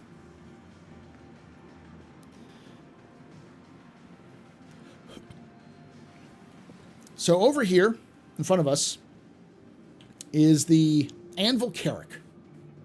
Now the Carrack has an interesting past to it because the Carrack was created specifically because of a scandal. A cruiser was used for exploration mission. An exploration mission that they didn't really fully understand, and it ended up getting the entire crew killed in the cruiser and the ship destroyed. And the embarrassment of using a capital ship to do exploration missions and not really being prepared really pointed to the Admiralty not knowing what they were doing. So this is around the same time as the Gladiator debacle, so you can use probably the same admirals as well. So you're dealing with a kind of a very bumbling group of admirals who didn't really know how to deal with what they had in terms of the Navy. So instead of admitting their faults, they greenlit a secret project that would eventually become the Anvil Carrack. When it was first shown off, civilian spaceship observers, just saw one of these ships show up in the Killian airfields and just had no idea what this was. They thought it might be a secret weapon, a bomber, a spy ship, something like that, because they just showed up. But after after a little while, they realized that this ship was actually an explorer ship. So the first military versions of the Carrack showed up in 28-22 and had a very long, extensive career in exploration and charting. The first Carrack, the UES Carrack, actually charted, has the record for the longest charting in the Killian system, going to the very outer edges, which I believe is like 190 AU across.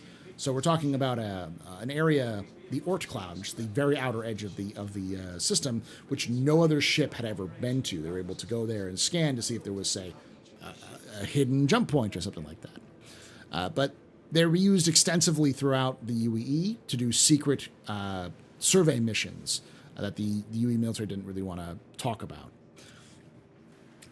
But because of the cover-up, because this ship exists because of a cover-up, they weren't allowed to turn the Carrack into a civilian version until the 30th century, after those admirals had been ousted from their positions.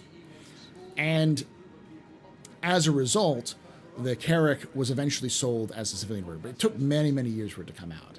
It's still extensively popular, and one of the major reasons it's popular is because it's just so good at so many different roles, including, over here, the Pisces. Now, the Pisces was developed alongside the Carrack specifically to give kind of a snub craft for the ship, and most recently, they've upgraded with another variant called the C8R. Now, this is a medical variant that came out very recently, only last year. But there are possibly other variants in the future as well. It sits in a bespoke shuttle bay, which exists at the very top of the Carrack. The Carrack is still fairly well loved. With that, let's move on over to the fighters and the Valkyrie. The big ship, the Hornet, and the Valkyrie.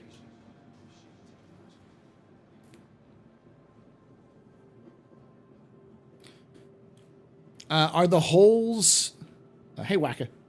Are the holes on top of the Carrack something like a Starfarer hydrogen refinery? Possibly. Possibly. And while we may not see one over here, this is also an Anvil ship here.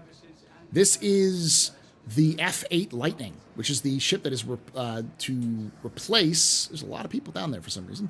To replace the F7C Hornet, which we'll be talking about here. But hopefully you might see one in here, over here at some point. How you doing, Wacka?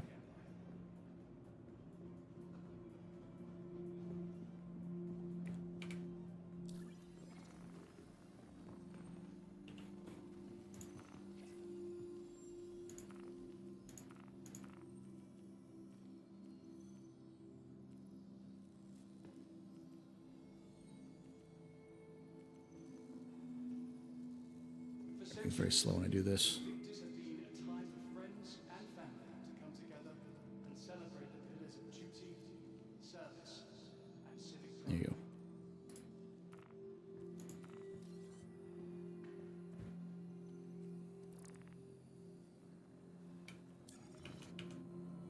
All right, let's head over here. Ah, they got the F7, the F8, and the F7A. Oh, okay, nice. All right, let's look at the F7A, because this is probably the most important one to look at over here. It's a celebration of the men and women who are about to ship off to begin their training. Launch Week not only provides an opportunity to celebrate our recent graduates.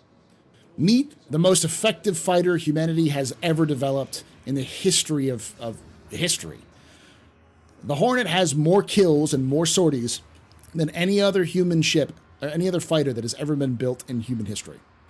The F-7A Hornet was first developed in 2806, shortly after the development of the Terrapin. The UE wanted to replace the Avenger. The Avenger was a good ship, but it just wasn't up to the snuff of fighting the Vanduul. So they needed to develop something that was good for fighting the Vanduul and the Xi'an at the same time. And what the engineers at Anvil came up with was the F-7A.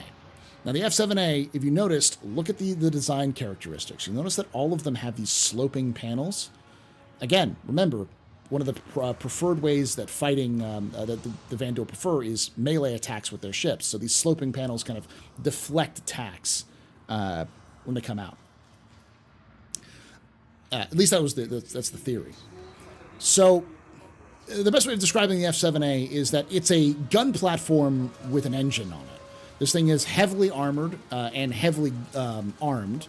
It's not the most elegant or the most maneuverable ship you will ever see in the UE fleet. It does its job well, but this is a medium fighter that is proved incredibly successful and incredibly popular in the UE. It is the mainline fighter in the Navy. You will see them everywhere. And this is actually the Mark II version. The Mark I version actually looks more like this over here. This is the F-7C, which is the civilian version that would come out shortly afterwards. And the other thing to note about the Hornet is that during its initial development, there was a large call for the F-7A to have a civilian version, which is the first time they'd ever kind of had this.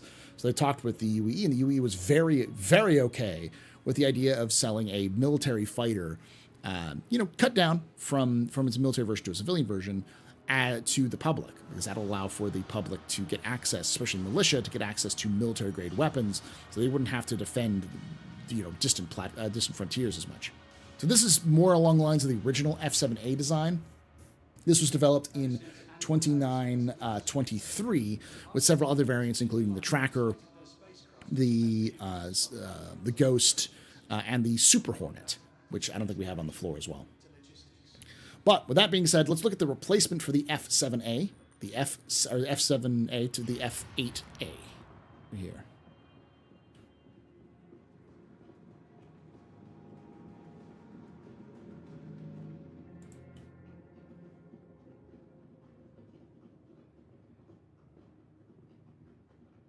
The UEE Navy is proud to announce that Anvil Aerospace has been invited to a joint engineering research facility that will be opening on MANCHACA in the new year.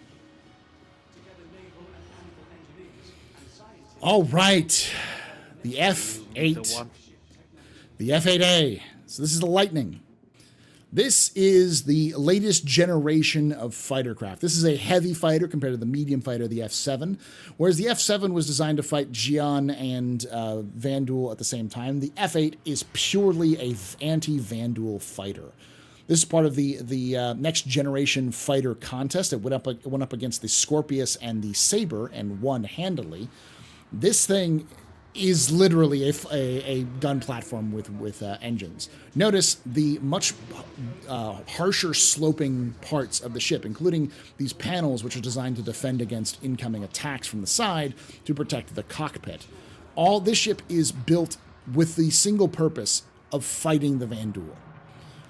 And it's very, very good at its job. It is a single-seater fighter with immense amounts of firepower. Just anywhere you can see guns put on it, there's guns put on it.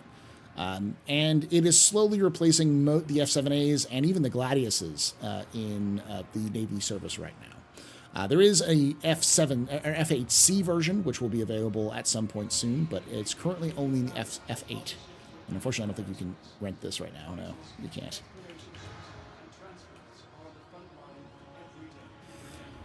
All right, from the newest ship to a ship that technically isn't even an Anvil ship. Meet the Case Hurricane, the ship that inspired the entirety of Anvil Aerospace's existence. Now, we talked about Leonard Case. Leonard Case was an RSI engineer who was not happy with RSI when he was working for them. He did end up creating something called the Cosmos Sloop, which was not the Cosmos Sloop, there's something else that they created. The ship that he created would eventually become the progenitor to the modern Aurora. It was a single-seater ship that was designed to be very simple to fly for beginners, and began the process of what the RSI would eventually call the Aurora. But in the process of him developing it and designing it, he had to walk through so much red tape that he grew disgusted with the RSI style of developing ships and left the company right after the ship had released. Founding his own company called Case Aerospace, he would eventually create his own luxury yacht called the Cosmos Sloop that did pretty well. The problem was that the sloop was released at the beginning of the Second Tavaran War. As a result, not a lot of people were buying luxury yachts. But during the Second Tavaran War, he thought of a good use for his talents and eventually answered the call to develop a fighter to counter the Tavaran threat, which became the Hurricane. Now, this ship is the evil version, the evil twin of a Tavaran ship called the Jackal. Now, the Jackal is a two-person fighter where the secondary seat is designed with defensive systems. They actually rotate shields so that they can deflect any incoming attack, effectively making a good Jackal crew invincible to any attacks, or almost invincible unless it's something that's overpowering.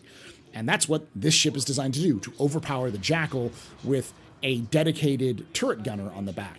Most UEE ships at the time did not have anything like this.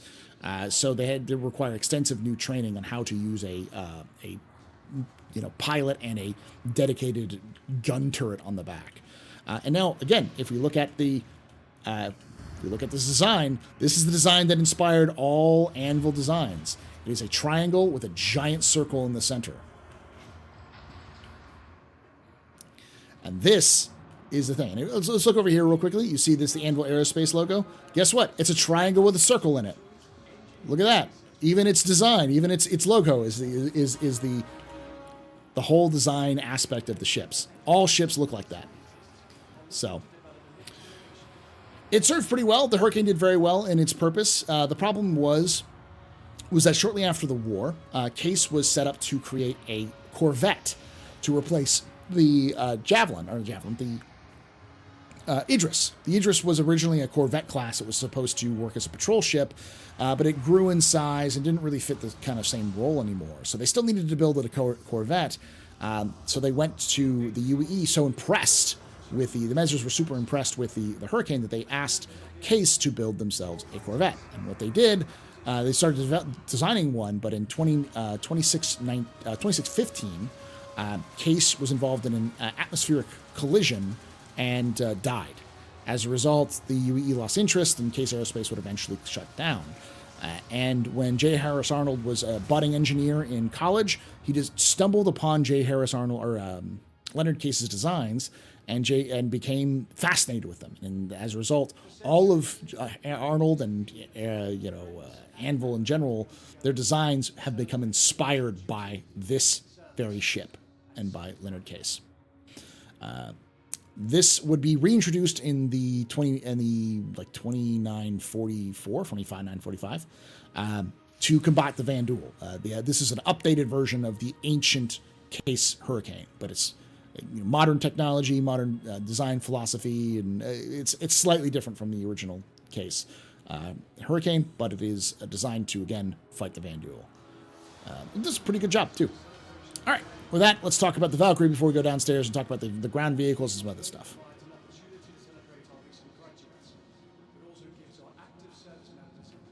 This one's a little different. It has a little bit of the Anvil style to it, but the story behind this is unique because this is a ship that was built before it was needed.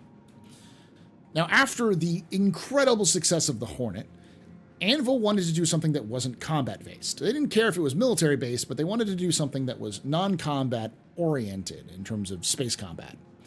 So they booked time with a supercomputer to feed it a bunch of information and for it to tell them what the next blind spot in the UEE's military's kind of retinue was. It took them years to get access to it and months for them to get the information back. But when they did, the computer told them that what they should build is a troop transport, because there was no troop transport to be able to transport troops to retake the Vandal-held territories. The computer theorized, the expert system, it was a kind of a very simple AI, theorized that logically, the next step for the UE Navy was to retake the Vandal systems, and there was no ships designed to carry troops to the front line.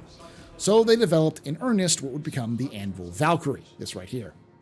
And when they did, the Valkyrie eventually was completed, tested, and ready to go when only a couple of years later, the UEE was looking for a ship exactly the way that the AI algorithm had predicted it would.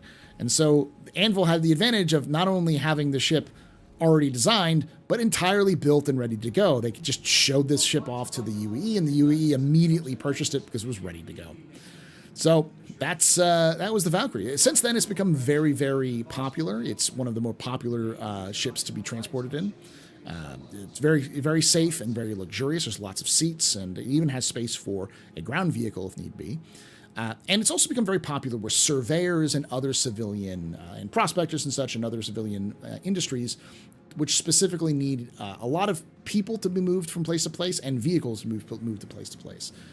And so the civilian Valkyries have found their kind of niche right there.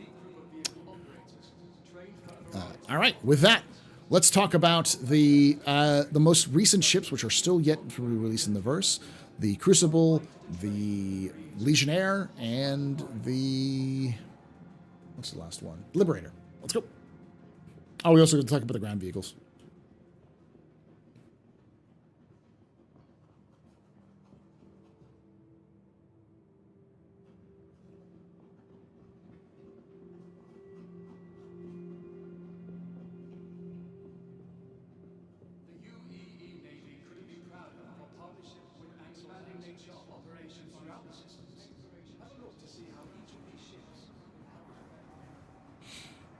You can't steal these ships, but you can rent these for free, Fozzie Bear, yeah. I still find it funny that I always say I are down here. What are you doing? You're breaking the rules. It's an awful lot of AI running down this hall, though. More than I ever remember. So much AI, man. Yeah.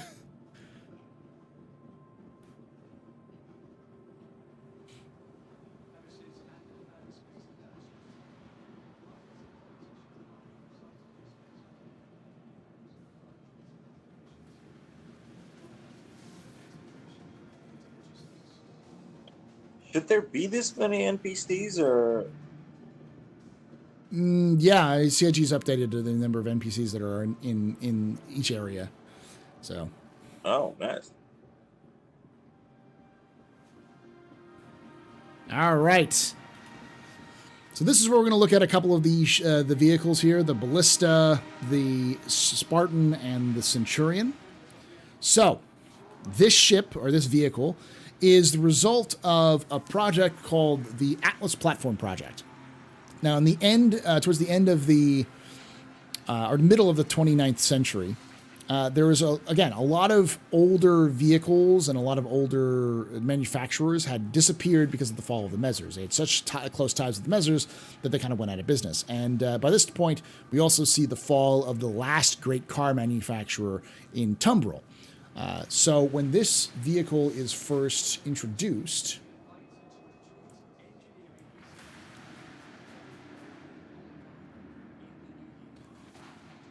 we see it's basically because the UEE needed a multi-use platform that could do various different jobs. This is the Centurion, which is the anti-aircraft version of the Atlas platform, the Atlas chassis.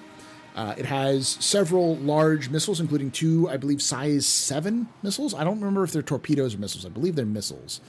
But these are 2-person platforms designed for anti-air defense.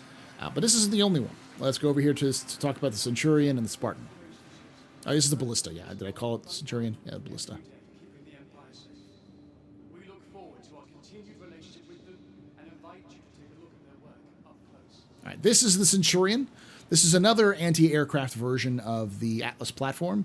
The Centurion itself has swaps out the missiles for energy repeaters.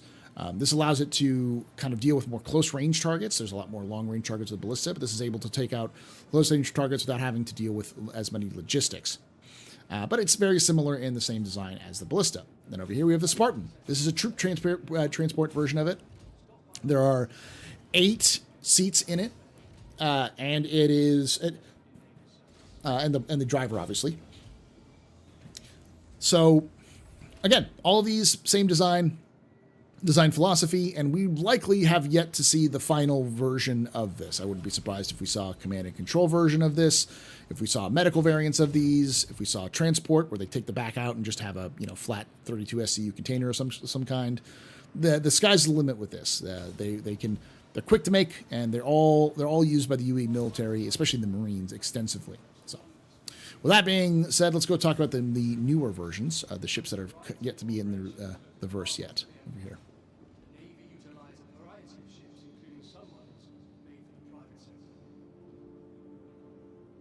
If I don't run, it'll take a lot longer to get through all this. There's a lot of space. All right, the Crucible. Now, we don't know a lot about the history of the Crucible, but the Anvil Crucible is a repair ship. It's designed, at least as right now, it's designed as a multi-purpose repair vehicle. That little bay in the front is actually a separate module called the Scarab. Now, the Scarab kind of folds back in the top, and you can land up to medium and some heavy fighters, about the same size of a Hornet. You could land in that Scarab, and it will repair with remote arms that can be controlled from inside the ship. The ship also comes equipped with repair drones to be able to deploy, and as well as its own quantum drive and other such amenities, so it can go in multiple places. Now, the ship can also drop the Scarab, and those arms that are attaching the Scarab to the ship can also expand out into a lattice-like network with other crucibles and repair ships in situ, repair larger capital ships in situ by removing damaged plates and replacing them.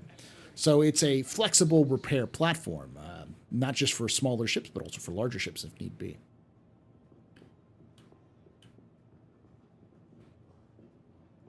Over here, we have the Legionnaire. This is a fairly recent creation. This was designed in the... look up the actual date here. I believe it was the 29th century.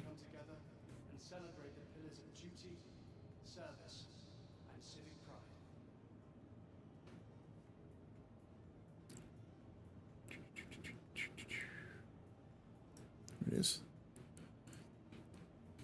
This was created in...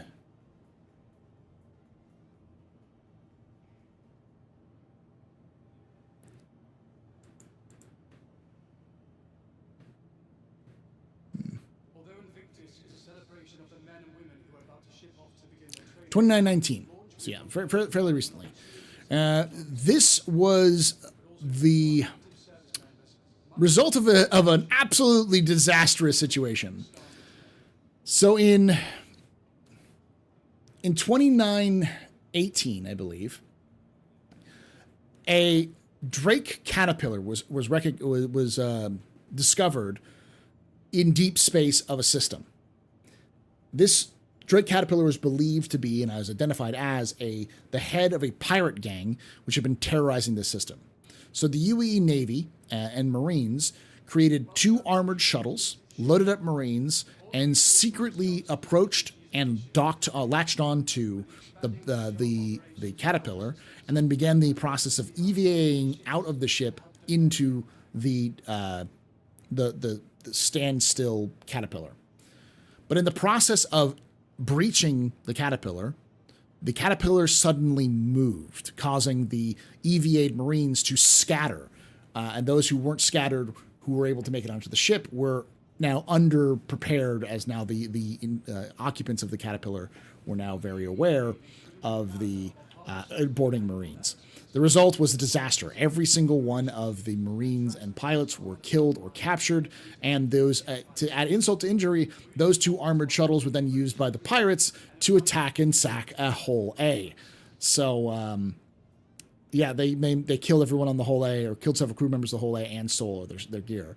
This news shocked the public, and the Navy knew immediately they'd have to respond. So they did what they usually did and tried to buy their way out of it by offering a program to improve boarding technology.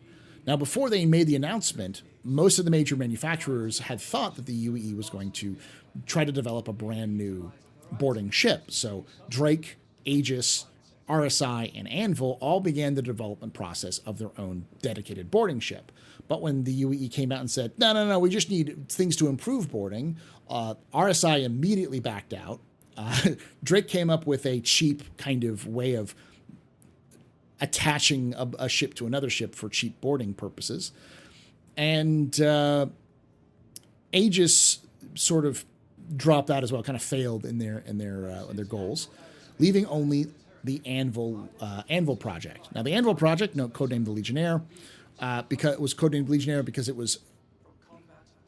its cover story was that it was actually going to help the Legionnaire Aurora, the Aurora LN, to kind of up the military characteristics of that. But it was actually developing this standalone ship. The designer chosen for this was a MISC designer and was actually a pacifist. He decided to do this because he had the opportunity to, really, but he justified his actions by saying it would save lives in the long run and do other things as well. But he ended up developing the Legionnaire. This is the state-of-the-art, top-of-the-line system for boarding. Its purpose, the way it works, is that bottom deck, it's 2 decks. The bottom deck holds a kind of an armory, which includes breaching charges and weapons, as well as seats for, I believe, 6 or 8 Marines. 8 Marines. And the upper deck has 2 pilots, a pilot and a co-pilot. The co-pilot is actually not a co-pilot, but a dedicated hacker.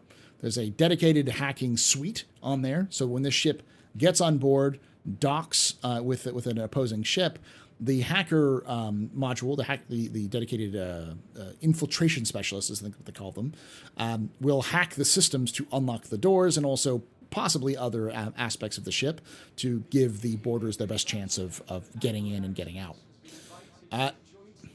It is fairly well used throughout the UE Marines, and it has recently been available for purchase for a civilian model, which came out last year. So it's still in development, the civilian model, so we will see it in the near future. With that, let's go to talk to the last one, the Anvil Liberator.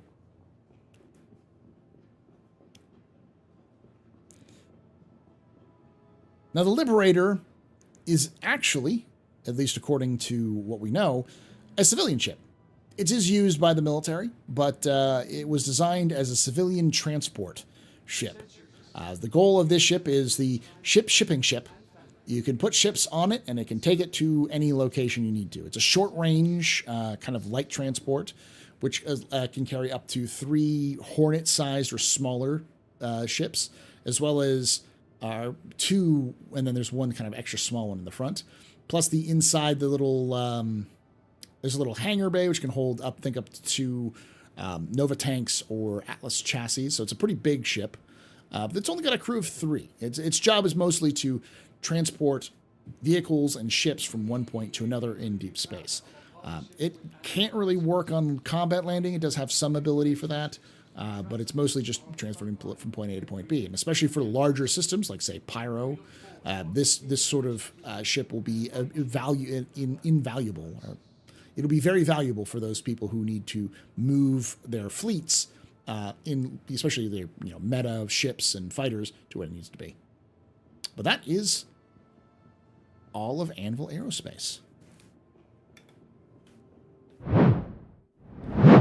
Thank you so much for watching this, if you are watching this after the fact. It is nice for you all to come in and join us. We do this every couple of days. So the next time this will be done, we'll be doing this is on Thursday. Kind of talking a little bit about the lore, a little bit of the background of the ships on the floor. So 3 total still, right? Yeah, I believe so. So thank you for joining us, and we'll be doing some other things here shortly. Spaceship. 1 second, y'all. We'll be gathering together and doing a little bit more, one more tour of the UES Flysa at some point. So give me a few moments. Never. Ever. Take away my space game.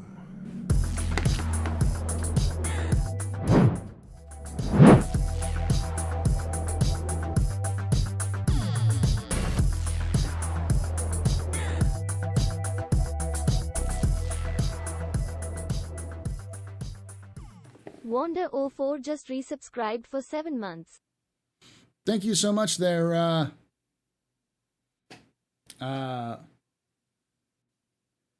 Wanderer04 for that 7 months of support. You are a very important pupper, very impressive visitor, very new pedestrian. You rock. Shots and cheers in chat, y'all. Shots and cheers. Can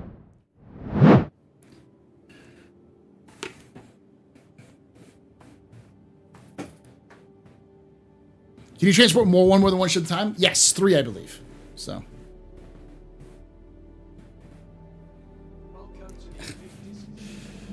If y'all want to join us, we're going to head out to the spaceport and see if we can't spawn a ship to go find the fly site. I'll meet you over there. But you can never ever take away my space game.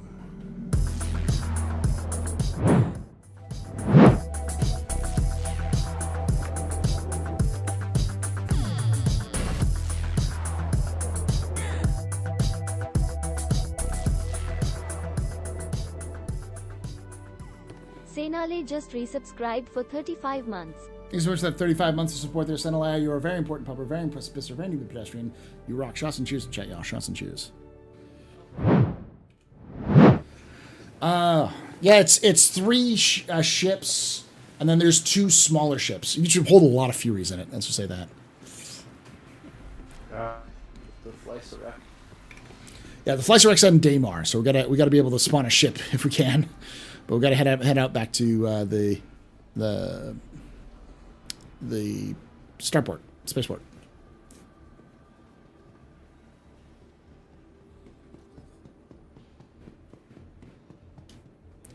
Thank you, y'all.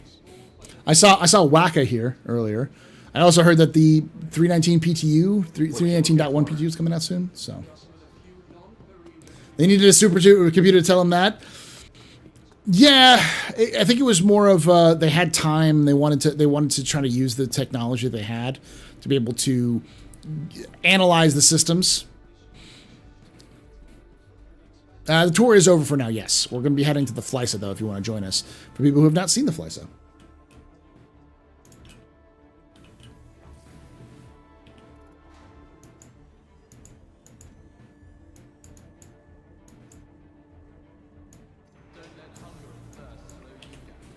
Do you know if the Javelin tour has changed?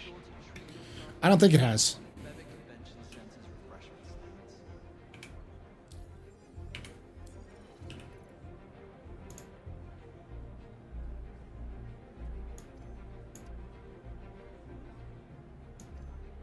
Big boy suit.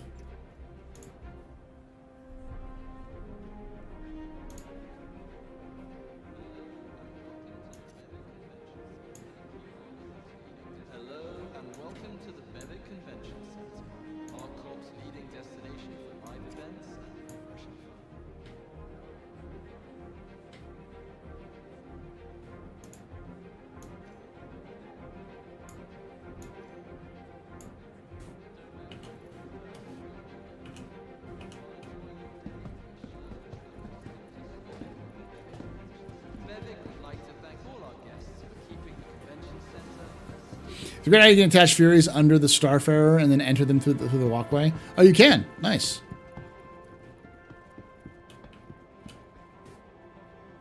Is there a tour tomorrow? Not tour tomorrow. It's on Thursday. Well, everyone is welcome to the Bevic Convention Center to enjoy a day. So in 2 days. 2 days and around this time. Crash and litter is not. Yeah, this is the RSI Zeus suit.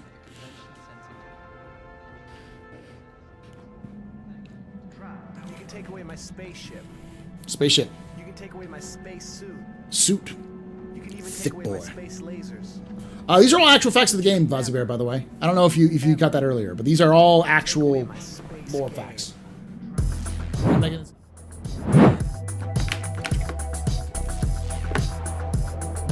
Being general at times, but yeah.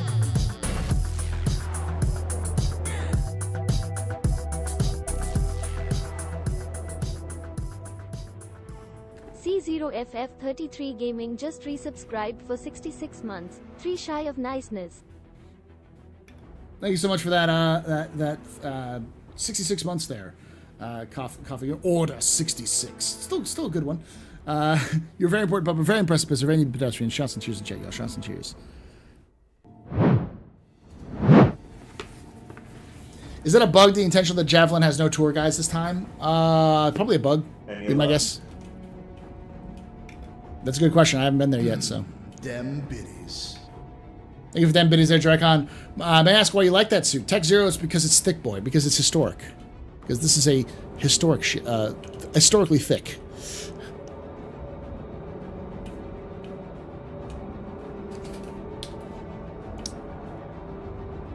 We're gonna go look at the Flysa.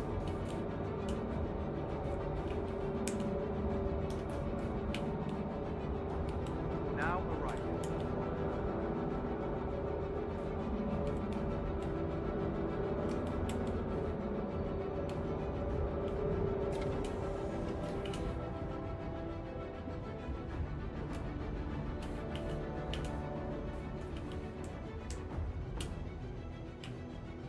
Yeah, it's not working for me, it seems.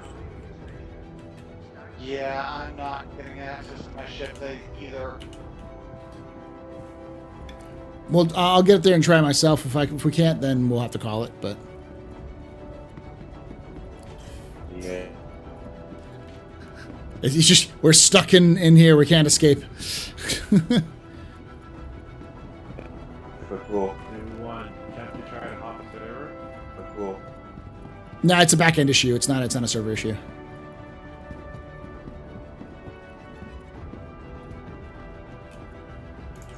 Welcome to the ASOP Vehicle Retrieval System.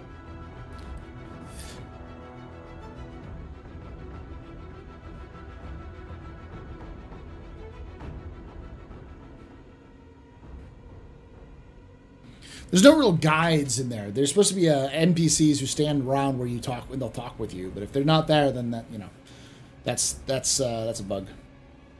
If you're on the Javelin.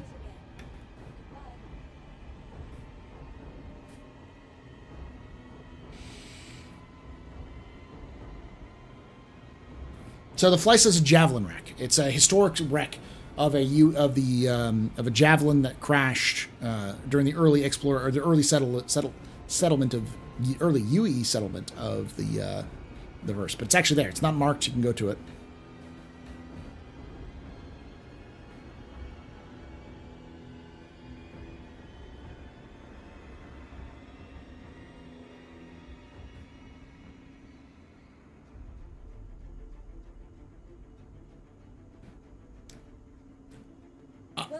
I can tell you Darth Revens, but I don't want to, because that's definitely spoiler territory. I know the answer to that, but I'm not going to tell you right now. All I can say is that the Javelin and the Idris are both important in Squadron 42.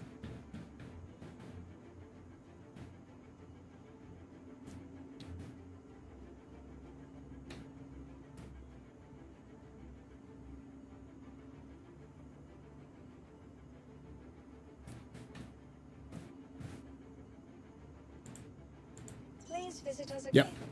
Goodbye. Yeah, it's time out on my end. All right. We'll try it again in the future. Thank you all for joining us. You can join us again on Thursday as well. Later, y'all. Thanks, Paul.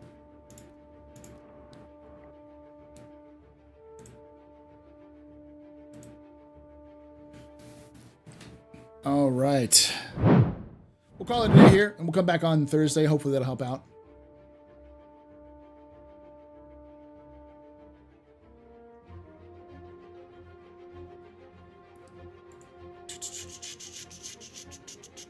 This is the end is Paul. Let's find someone to raid.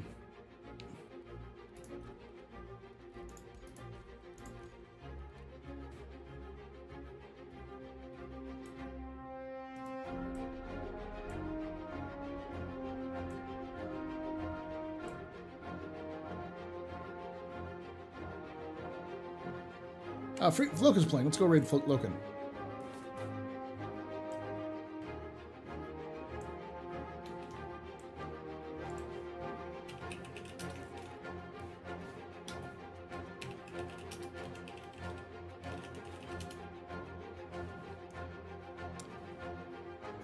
Later, y'all. Like I say every time, hope to see you someday in the black.